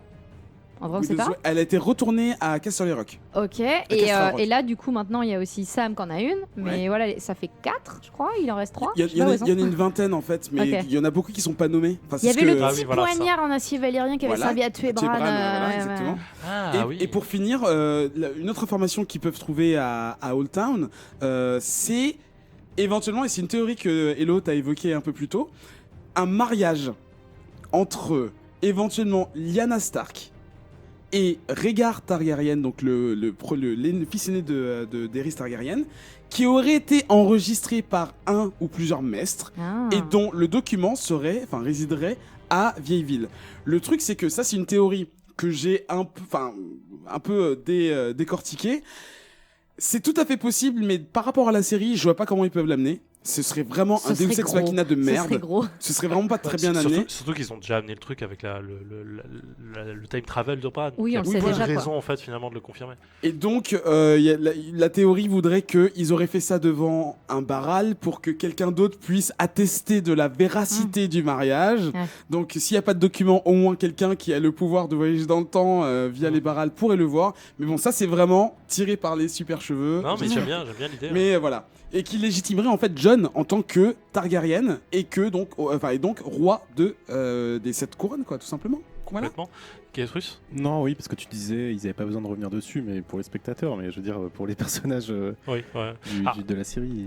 Juste, Il y a en fait, aucune preuve. je réagis à contre-coup, mais ce serait pas le roi parce qu'avant lui, il y a quand même Daenerys. Non. Non. Parce que c'est le premier fils Ah oui, c'est du vrai. prince. prince. C'est vrai, c'est vrai. Donc c'est vrai, il c'est a vrai. tous les droits par rapport à la nièce. Ah, la loseuse. Et ouais. Ok, théorie, merci pour De ces rien, longues de rien, théories. Sauf si elle se marie avec Jon. Bon, on va pas. Ah bah oui, non, il stop. pourrait. Oui, Mais, ouais. ce serait bizarre quand même. Pas trop Ce serait facile, stylé hein. de ouf. Oui, Kétrus. Ouais, mais c'est intéressant ce que disait Eric, parce Comme que mais moi ça me fait un peu peur en fait cette bibliothèque et avec Samuel, parce que tu sais, c'est un peu comme donner les pouvoirs de Dieu à un personnage dans un roman, dans un film. Il y a des théories rigolotes là-dessus. D'ailleurs, je vous conseille d'aller voir le site de l'Odieux Connard si vous voulez lire des théories. Pourquoi un film est raté à partir du moment où on donne des pouvoirs de Dieu à quelqu'un. Mais là, ça me fait penser un peu à ça parce que en fait, tout peut sortir de cette bibliothèque. Ouais, c'est un peu Tu- une boîte Ouais. de Pandore quoi. Si tu veux, c'est pas la boîte de Pandore, mais si c'est. Bah, Bran, il a déjà un peu cette fonction. Hein. Ouais, il a un peu cette fonction, et c'est-à-dire qu'il peut faire n'importe quelle pirouette scénaristique à partir de ça, quoi. Et donc, ça fait un peu peur, tu vois. Tu sens bien le truc. Oh, Samuel découvre un truc, mais en même temps, il se passe quelque chose. Il faut qu'il court et qu'il envoie un corbeau. Le corbeau est mangé par quelqu'un. Le dragon l'a mangé, tu vois. Non, Ouais, mais ouais. j'y Et crois pas. je déteste ce genre de truc, donc Ah, ça mais- me fait un peu peur, et en même temps, ça peut être ça peut être génial aussi parce que il peut découvrir l'information. Si c'est bien distillé en fait dans la saison. Marc, Moi, je pense que Sam n'est pas Gandalf. Il ne trouvera pas de manuscrit dans Minas Tirith. Il va faire quoi attestant de la possession de l'anneau. Qu'est-ce qu'il va faire et à de sa Automne, construction. Moi, je pense qu'il va se former et qu'il va comprendre tout simplement que les dragons sont la solution. Voilà. Le truc super Mais chiant. ils sont déjà là. que tout le monde sait déjà. Donc en gros, il va arriver late to the party. Il va genre, passer son en bac. fait, les 3 gros trucs, les reptiles là. C'est des Ah, dragons. vous avez déjà gagné. Ok, bon. Ok. Les mecs, il leur faut 3 saisons pour comprendre que le truc qu'ils utilisent là, qui serait pas en fait, je pense rien, de la vieille pierre, en fait, c'est des autres dragons. Enfin bref. J'avoue. Du coup, ils vont tuer les 3 dragons. Enfin bref, Ils vont faire tout à l'envers. N'importe quoi. Ok, Marc, garde la parole. Parle-nous de ta théorie crafting sur. Est-ce vraiment une théorie? Et j'avais envie de parler de Cole Mais vas-y, Hand. vas-y. J'avais envie de parler de Cole Hand parce que en fait, Ah voilà, Cole merci pour la question. alors dans la série, c'est Benjen. Alors, Horreur. repartons. Oui, ouais. Qui Non, Benjen ouais, c'est bien venu, c'est bien Qui venu. sont les Stark? Ouais, souvenez-vous de Benjen, qui est, si je me souviens bien, le cousin ou le frère de Stark. Le de- frère de le Ned. C'est le Le petit frère. frère, c'est le dernier. Petit frère de Ned, qui au début de la saison 1 en fait est un garde de la nuit et c'est même il est très élevé dans le rang de la garde de la nuit puisque je crois Patrouilleur. que c'est le patrouilleur le plus Enfin, grand, le grand patrouilleur, le premier patrouilleur. Ouais. Et donc en fait son rôle effectivement c'est de se balader en dehors du mur et de rapporter des nouvelles sur principalement les sauvageons. Et finalement il disparaît et on ne sait pas ce qu'il devient pendant Il est 5 mort. saisons. 5 saisons. Ouais, 5 Ouais, saisons. c'est ça, hein, il revient c'est pas. chaud. Hein. On le voit dans le premier épisode de la saison 1. Ouais, c'est ça. Et on le revoit Robert est quand, un on Le revoit repas de quand, Robert. quand Ouais. John arrive au mur et qu'il part juste au moment où lui arrive et après c'est fini. Non, mais Il à parle la trop mal d'ailleurs. à la fête, il dit à John, non mais viens pas dans la garde de nuit, mec, tu sais pas ce que c'est, tu sais pas à quoi tu vas renoncer, s'il te Oui, plaît, et viens petit, pas. mais il y a va niquer Ouais, un peu, voilà, ça c'est fera ça. du bien, puis après tu sais Il ce n'a que tu pas perds. dit ça comme ça. Et je pense que c'est un personnage qui est très apprécié parce qu'effectivement il incarne un petit peu voilà, une noblesse qui a fait un peu le même choix que John. Bon bref. Il disparaît et finalement il revient sous les traits de Cole Hand, ou en tout cas dans la série on ne le nomme pas. Mais dans le livre c'est un personnage complètement différent.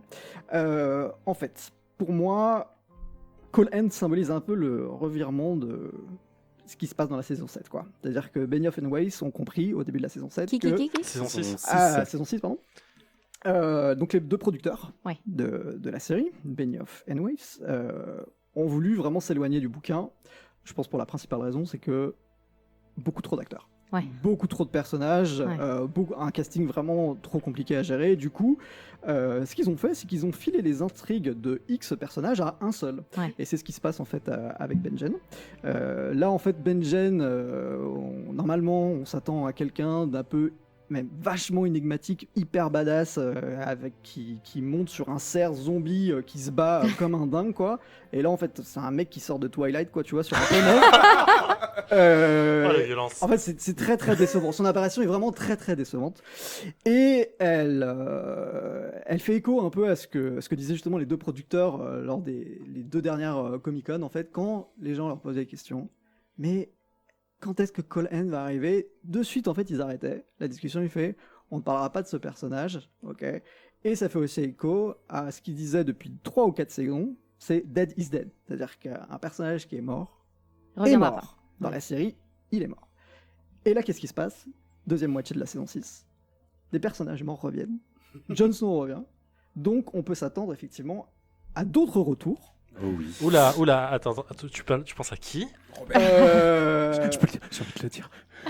Ah, je sais pas si vous pensez au même. Hein. John Arryn. Non, mais Non, c'est- pas John lui. Arryn, non, Ah non. John Arryn. Ok. Non, Non, des tu vrais, penses des vrais Ketrus. personnages qui sont revenus dans les livres et qui sont pas revenus dans la série. Ketrus, à qui tu penses?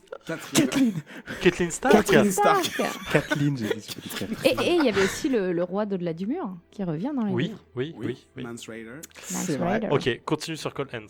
Non, eh ben, en fait, Colden, je trouve que c'est juste très dommage la façon dont il a été traité dans la série, parce qu'on sent que ça a été fait vraiment soit en fanservice, soit il faut trouver un moyen de donner encore une impulsion à Bran, quoi, alors qu'il se débrouillait très bien tout seul.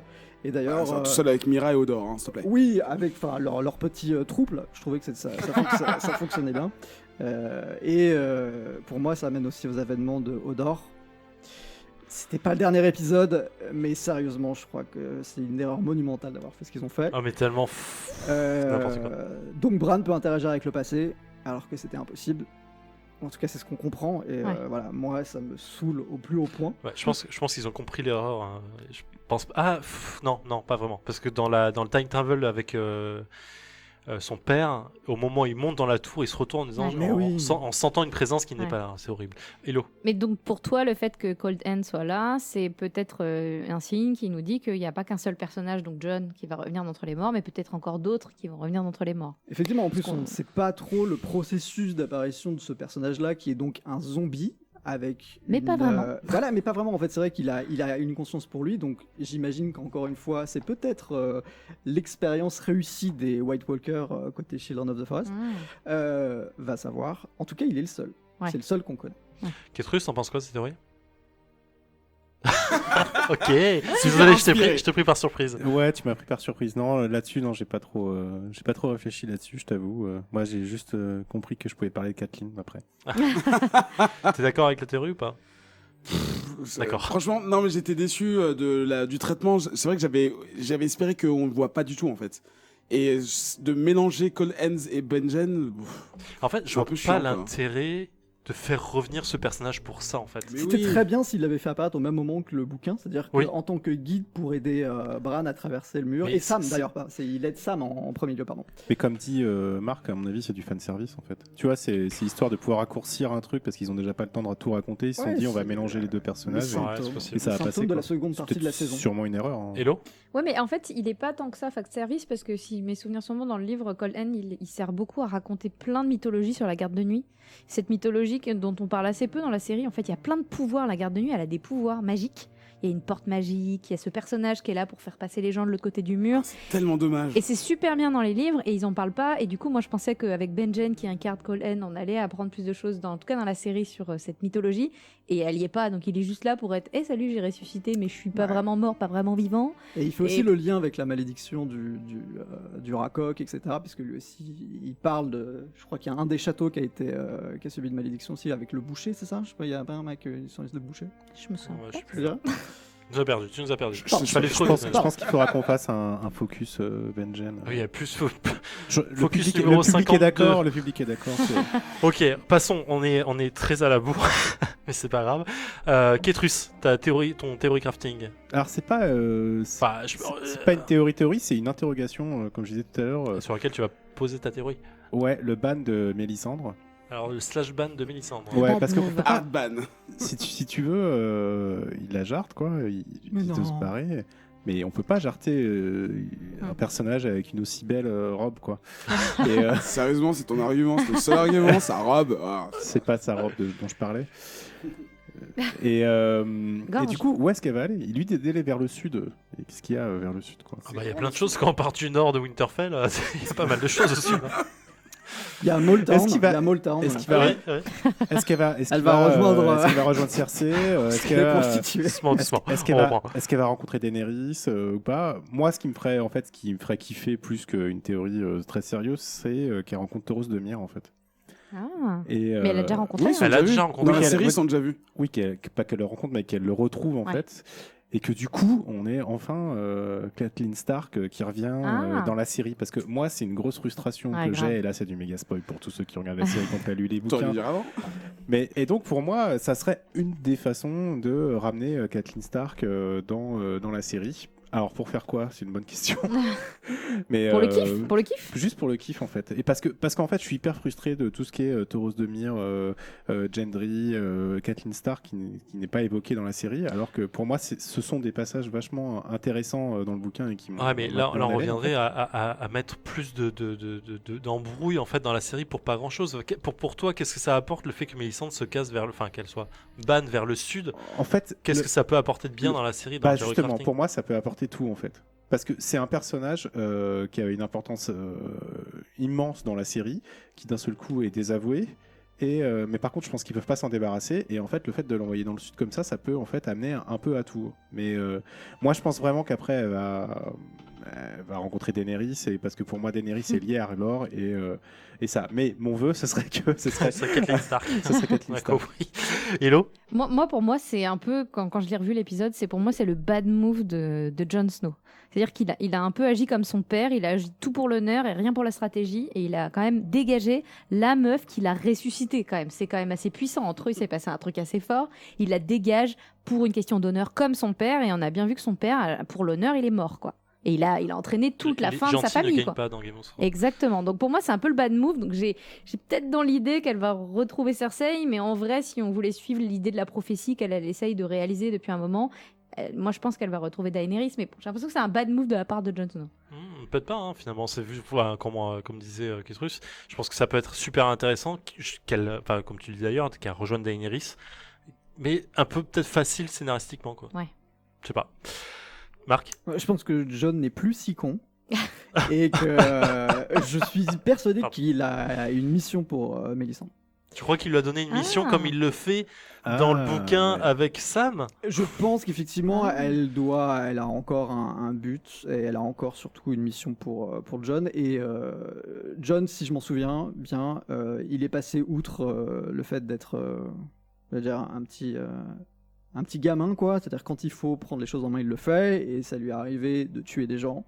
Et je pense qu'il aurait pu complètement la tuer. C'est vrai qu'il lui dit pas casse-toi, il lui dit va au sud. Ouais, ça fait un peu gros scénaristiquement, une grosse ficelle, mais c'est vrai que je rebondis sur ce que tu dis sur Jon en disant que finalement c'est plus un gamin.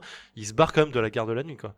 Genre en disant ok, j'ai fini ma garde, je suis mort, je me Jon casse. Snow est mort, hein. Oui, voilà, c'est ça. Et finalement, ça marque une espèce d'évolution dans sa façon de penser ou dans sa vie, en disant ok, je suis devenu adulte, je suis devenu autre chose et je me casse pour faire autre chose. Donc pourquoi pas.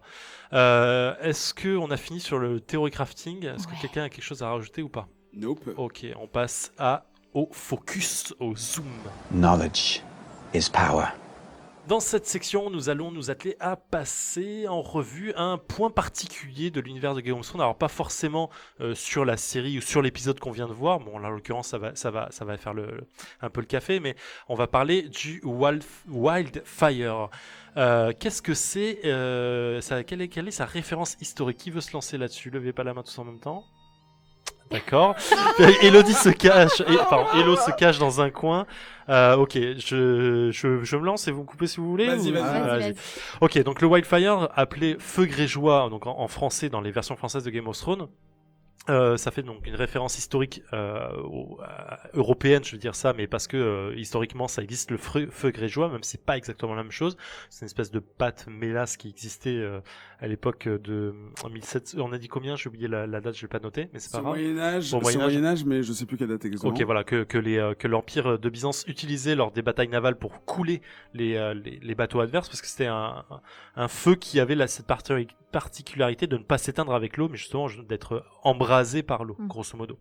Et donc là, dans Game of Thrones, c'est le Wildfire, donc c'est ce qui est utilisé depuis les Targaryens, depuis qu'ils ont perdu les dragons, donc on remonte assez loin dans le passé, depuis qu'ils ont plus de dragons, pour quand même asseoir leur pouvoir sur le côté feu, et le fait qu'ils manipulent encore le feu, ils vont déléguer ça à la guilde des alchimistes pour pouvoir créer un feu qui est plus puissant que le feu classique, le feu de bois, pour faire cuire ces chamallows.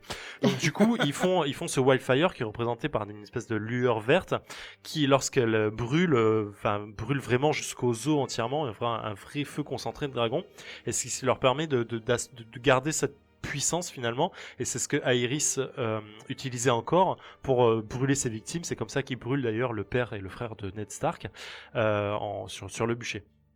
Et donc Aerys, à son époque, à sa belle époque, demandait à la guilde des alchimistes de fabriquer sans cesse et sans arrêt, nuit et jour, du Wildfire, du feu grégeois. Pour faire quoi, Ike, d'ailleurs? Explique-nous. Pour faire quoi? Pour éventuellement prendre la population comme des cobayes et voir ce que ça fait quand ça touche la peau. Voilà. Mais genre en masse. Voilà. La peau et les bâtiments aussi. Hein. Tout simplement. Vraiment genre en fait la ville. Hein.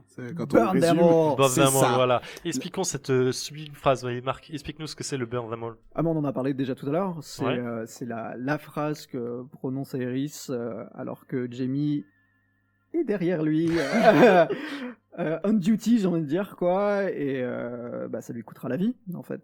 C'est un peu une référence historique à Néron, il me semble, qui était un empereur qui avait fait complètement brûler Rome pour pouvoir tout reconstruire à sa guise. Facile. Voilà, tranquillement. Mais ouais, je sais pas si c'était pas une petite référence C'est très qu'avait probable, utilisée Martine. Quand est-ce qu'on en entend parler la première fois dans la série, bouquin même, hein, d'ailleurs c'est la même scène plus ou moins. C'est Tyrion. Donc... Si je me trompe pas, la première fois qu'on entend parler, c'est pour décrire les yeux de Cersei. Mais Bien joué. effectivement, en version factuelle, véritablement, des vrais pots qui résident sous pas Westeros, mais sous King's Landing, sous Port-Réal, c'est Tyrion qui se rend compte que la production de Feu Grégeois est encore en cours pour le compte de Cersei. Et là, il se dit non, maintenant que je suis la main du roi, parce que c'est vraiment au début, donc je crois que c'est dans le 2e bouquin et dans la saison 2, écoutez, vous allez continuer à faire ce que vous faites, mais ce ne sera pas pour elle, ce sera pour moi. Ouais. Donc, il garde le contrôle en fait de la production pour, en gros, éviter de les mettre dans de mauvaises mains. Et on voit quel grand bien ça a fait, mais bon. En même temps, il s'est barré. Hein, donc, Non, mais finalement, c'est une très bonne utilisation qu'il en fait, parce qu'il l'utilise lors de la bataille de la Nera pour pouvoir couper, brûler toute la flotte de Stannis, en fait, avec la chaîne qui coupe leur retraite directement. Est-ce que, du coup, on sait que sous la ville de King's Landing, il y a toute une série de catacombes, en fait, dans lesquelles sont stockés techniquement tout ce feu grégeois de l'époque d'Aerys. Est-ce que finalement, lorsque le temple de Baelor explose, est-ce qu'on peut penser que Cersei a modifié grosso modo cette réaction en chaîne qui devait avoir lieu, ou est-ce que c'est scénaristiquement pas possible et que c'est juste pour l'épisode? D'après Jaime, il y en avait quand même partout sous la ville. Hein. Lui, il le savait qu'il y en avait plein sous la ville et qu'il avait prévu de tout faire péter.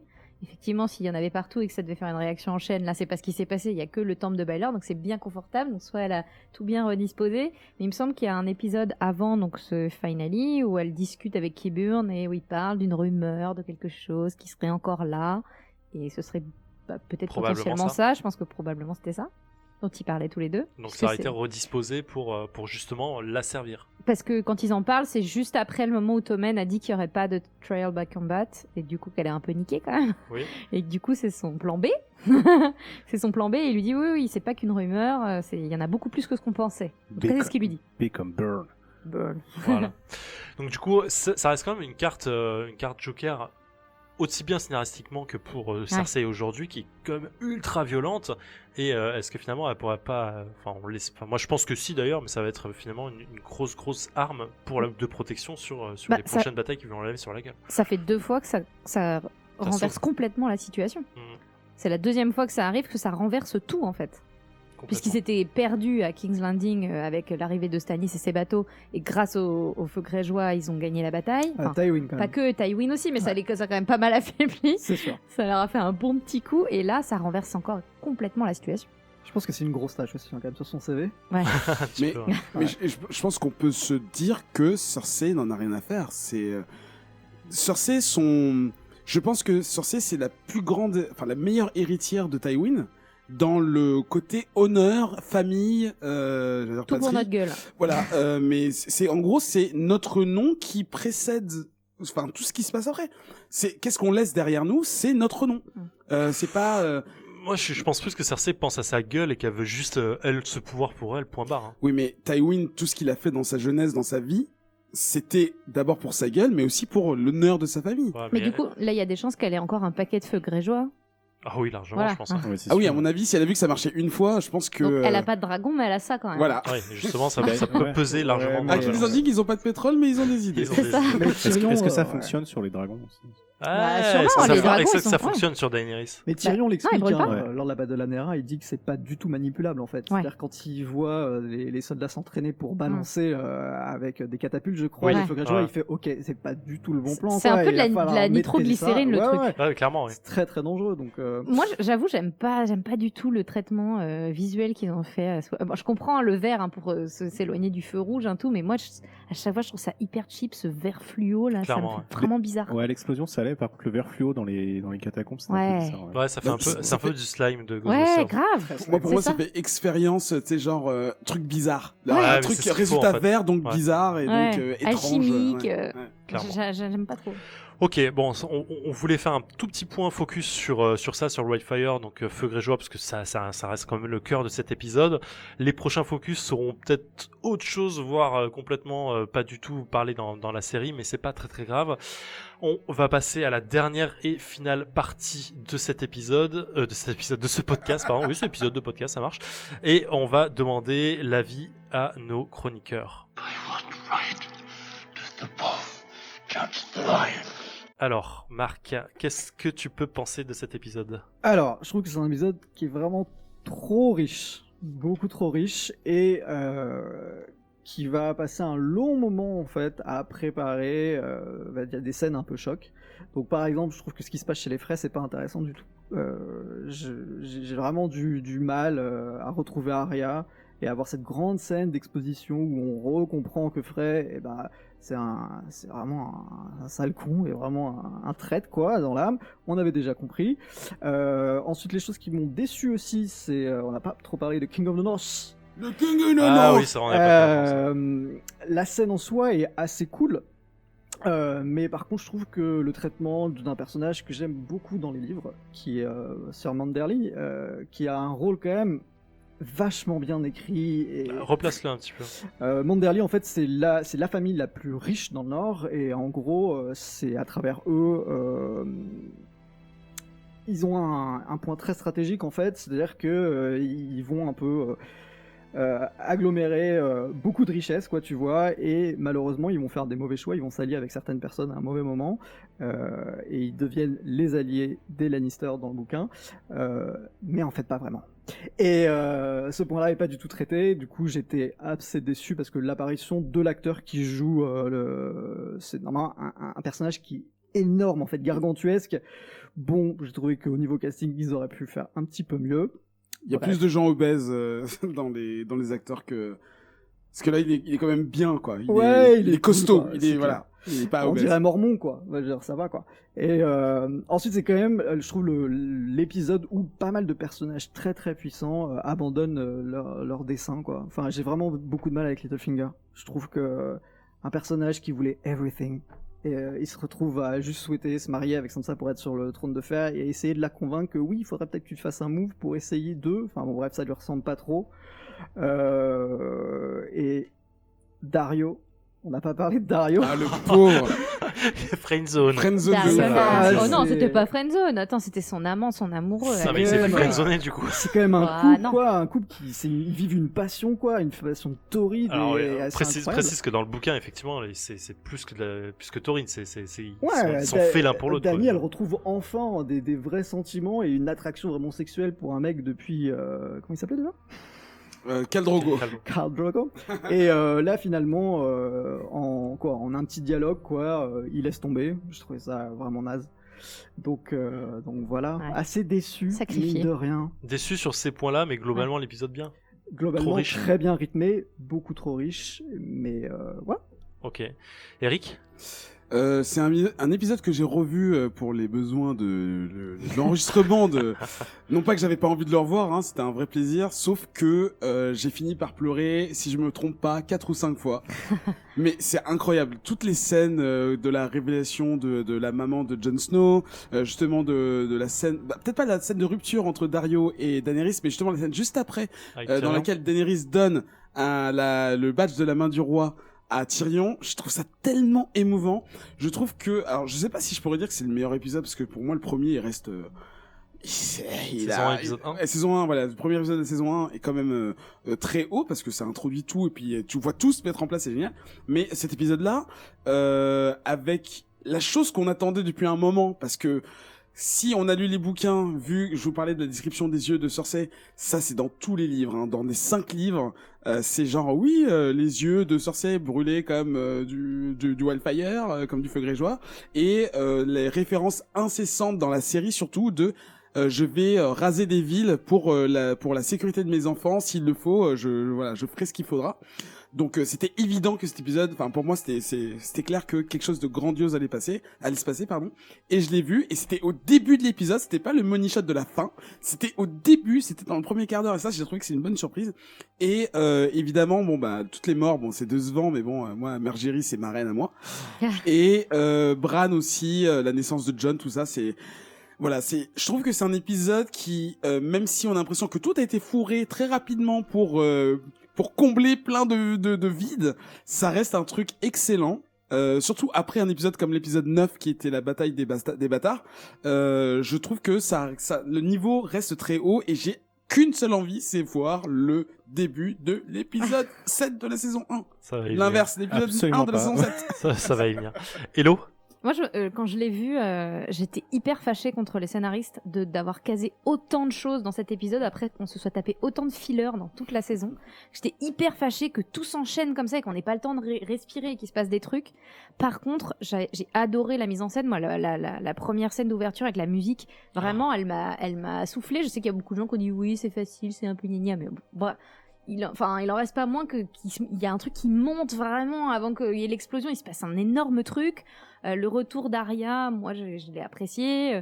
Mais voilà, c'est. Parle dans le micro. Le retour d'Arya, je l'ai vastement apprécié. Mais c'était assez décevant d'avoir autant de choses. C'était beaucoup trop riche pour un épisode. Il pourrait distiller toutes ces choses-là dans les épisodes qui avant et qu'on ait plus de plaisir tout au long de la saison et pas juste à la fin. Là, j'avoue qu'ils ont un peu merdé. Enfin, moi, tout le début de la saison, je me suis un peu emmerdé. Bah ouais. Kétrus. Ouais, c'est un très bon épisode, il y a pas de problème. Et moi, comme pour beaucoup d'épisodes de la série Game of Thrones, c'est beaucoup d'amour et beaucoup de haine. Surtout, mais là, je voudrais juste parler de la réalisation, en fait, parce que c'est marrant, je suis assez sensible, en fait, dans Game of Thrones sur les réalisations. J'espère qu'un jour, on pourra parler de la saison 2 pour ça. Et ça casse. Le salaud. Alors, et quand je parle d'amour et de haine, c'est exactement ça. C'est-à-dire que la scène d'intro, le fait qu'il n'y ait pas de dialogue, qu'il y ait un silence, je trouve ça assez génial. Les gros plans, le cut qui est assez intéressant. Par contre, moi, je trouve que la musique va pas du tout avec les scènes, mais bon, ça, je crois qu'autour de la table, je suis le seul à penser ça. C'est vrai que c'est la première fois qu'ils ont fait ça. Ça sortait complètement du lot, hein, mais. Ouais, mais pour moi, ça. Ça son cachet. Pour moi, ça ne fonctionne pas. Shame. Ouais. Shame. M'en fous, j'assume. Et pareil, en fait, toutes les scènes dans le temple de Baelor, j'étais frustré parce que tout a été tourné en plan très serré. Et je trouve que c'est dommage parce que moi, j'aurais voulu avoir des plans un peu plus larges, un peu plus de grandeur là-dessus. La sortie de Lancel aussi dans la ville, c'était un peu raté. Enfin bref, je suis un peu, c'est très bizarre parce que après je trouve que dans l'épisode il y a des super plans quand on arrive à la bibliothèque, les corbeaux blancs qui s'envolent, ce genre de choses. Et la scène de fin, malgré la téléportation de Varys, la scène de fin, rematez-la franchement, parce que belle. Pour une série télé, la prouesse technique, mais pas que technique, parce que c'est aussi un cadrage, c'est aussi la photo. Genre on y croit, je veux dire, les mecs sont sur la mer, sur des bateaux, et il y a un dragon qui vole à côté. Et finir là-dessus, c'est magnifique. Bon, même si la disposition des personnages est un peu cucu. Mais genre il bouge jamais. Genre je regarde l'horizon. J'ai le soleil dans les yeux. Bref, non. J'ai pris énormément de plaisir à voir cet épisode-là. Effectivement, il se passe beaucoup de choses et je trouve que le rythme est un peu inégal et qu'il y avait des choses à faire. Mais je trouve que dans la saison 6, il y a eu beaucoup d'épisodes comme ça, en fait. Mais ouais, ça te donne tellement envie de regarder la saison 7 et ça te donne tellement envie d'y aller, toutes ces révélations. Et juste pour finir aussi au niveau de la mise en scène, je trouve qu'il y a un énorme jeu au niveau des regards, plan contre plan, que ce soit King of the North avec Sansa et Littlefinger ou avec Cersei et Jaime à la fin. Il y a un super travail là-dessus avec une lumière de ouf aussi. Ouais, ça ils savent faire, hein, les plans contre plans. Enfin, ouais, ils en font beaucoup, mais là je trouve que ça servait, pour une fois ça servait. C'était vrai. Ouais, et voilà, moi ça m'a parlé, donc ouais, assez content. Well, my brother has a sword And I have my mind, and a mind needs books like a sword needs a whetstone. Ok, bah écoutez, merci à vous 4 pour ce premier épisode un peu long. On est à quasi 1h45, hein, vous voulez faire 1 heure, c'est pas très grave. Je veux déjà vous remercier pour votre temps et pour vos recherches et vos théories craft qui vont toutes s'écrouler, j'en suis sûr, dès le premier épisode de la saison 7. Ok, on va dire au revoir à tout le monde. Au revoir Marc. Ciao Osef, merci Qu'est-ce que- pour le hosting et le MC. Je t'en prie. Où est-ce qu'on te retrouve toi? Sur Twitter, @dotsmark, et ouais, surtout sur mon Twitter. Sur Twitter, sur whisperers.com. Bientôt, c'est vrai. Eric, où est-ce qu'on te retrouve? Sur Radio Kawa toujours, Comics Outcast avec toi entre autres et Ketrus, et sur Twitter @chocotube_ek. Oui je sais, C'est encore je sais. changé. Hello, où est-ce C'est qu'on pas te vrai, retrouve? C'est pas vrai, ça a Moi pas sur changé. tous les réseaux sociaux à Eleanor Bridge et mon blog éponyme. Oh, Ouais. c'est mignon. Ketrus? Ouais, bah sur Radio Kawa avec toi Eric sur Comics Outcast et que toi du coup avec, dans la Ligue des joueurs ordinaires. Voilà, c'est déjà pas mal. Ok, merci à tous, merci à Radio Kawa, merci à Inks pour son enchantement lorsqu'on lui a proposé tout ça, et puis on se retrouve normalement la semaine prochaine pour le premier épisode. On est tous On frustrés est et tellement tous en chaud. Et puis si on tient le rythme pendant une semaine, un épisode par semaine. Voilà, ciao ciao à tout le monde, à Hold the bientôt. door. Voilà Golgoles.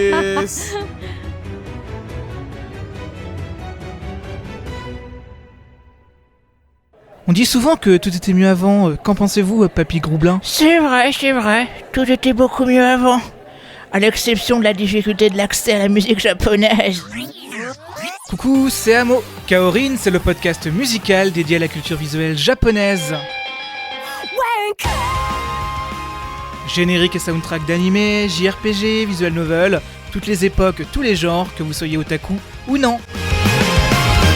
Kaorin, votre podcast musical d'1h30 sur la culture visuelle japonaise, c'est sur Radio Kawa. Puis on n'avait pas de doujin hentai ni sekoi non plus. Mais arrête Pépé. Salut, c'est Eric. L'univers des comics vous intéresse mais vous n'osez pas vous y plonger? Vous êtes perdu dans la multitude de titres et d'adaptations au ciné? Vous confondez toujours Batman et Robin? Ah mais ouais, mais c'est chaud là quand même, c'est chaud. Dans Comics Outcast, avec une équipe de chroniqueurs de tous horizons, on décortique pour vous les titres sortis récemment, on revient sur des grands classiques du genre, on vous présente les auteurs et les illustrateurs qui font du bruit, on va même jusqu'à regarder les films, les séries télé et les dessins animés dans la bonne humeur et avec beaucoup de mauvaise foi. Pas de prosélytisme, Marvel, DC, Image Comics mais aussi Dark Horse, IDW et les maisons indées, tout y passe. Il y aura forcément quelque chose pour vous. Comics Outcast, c'est toutes les 2 semaines sur Radio Kawa.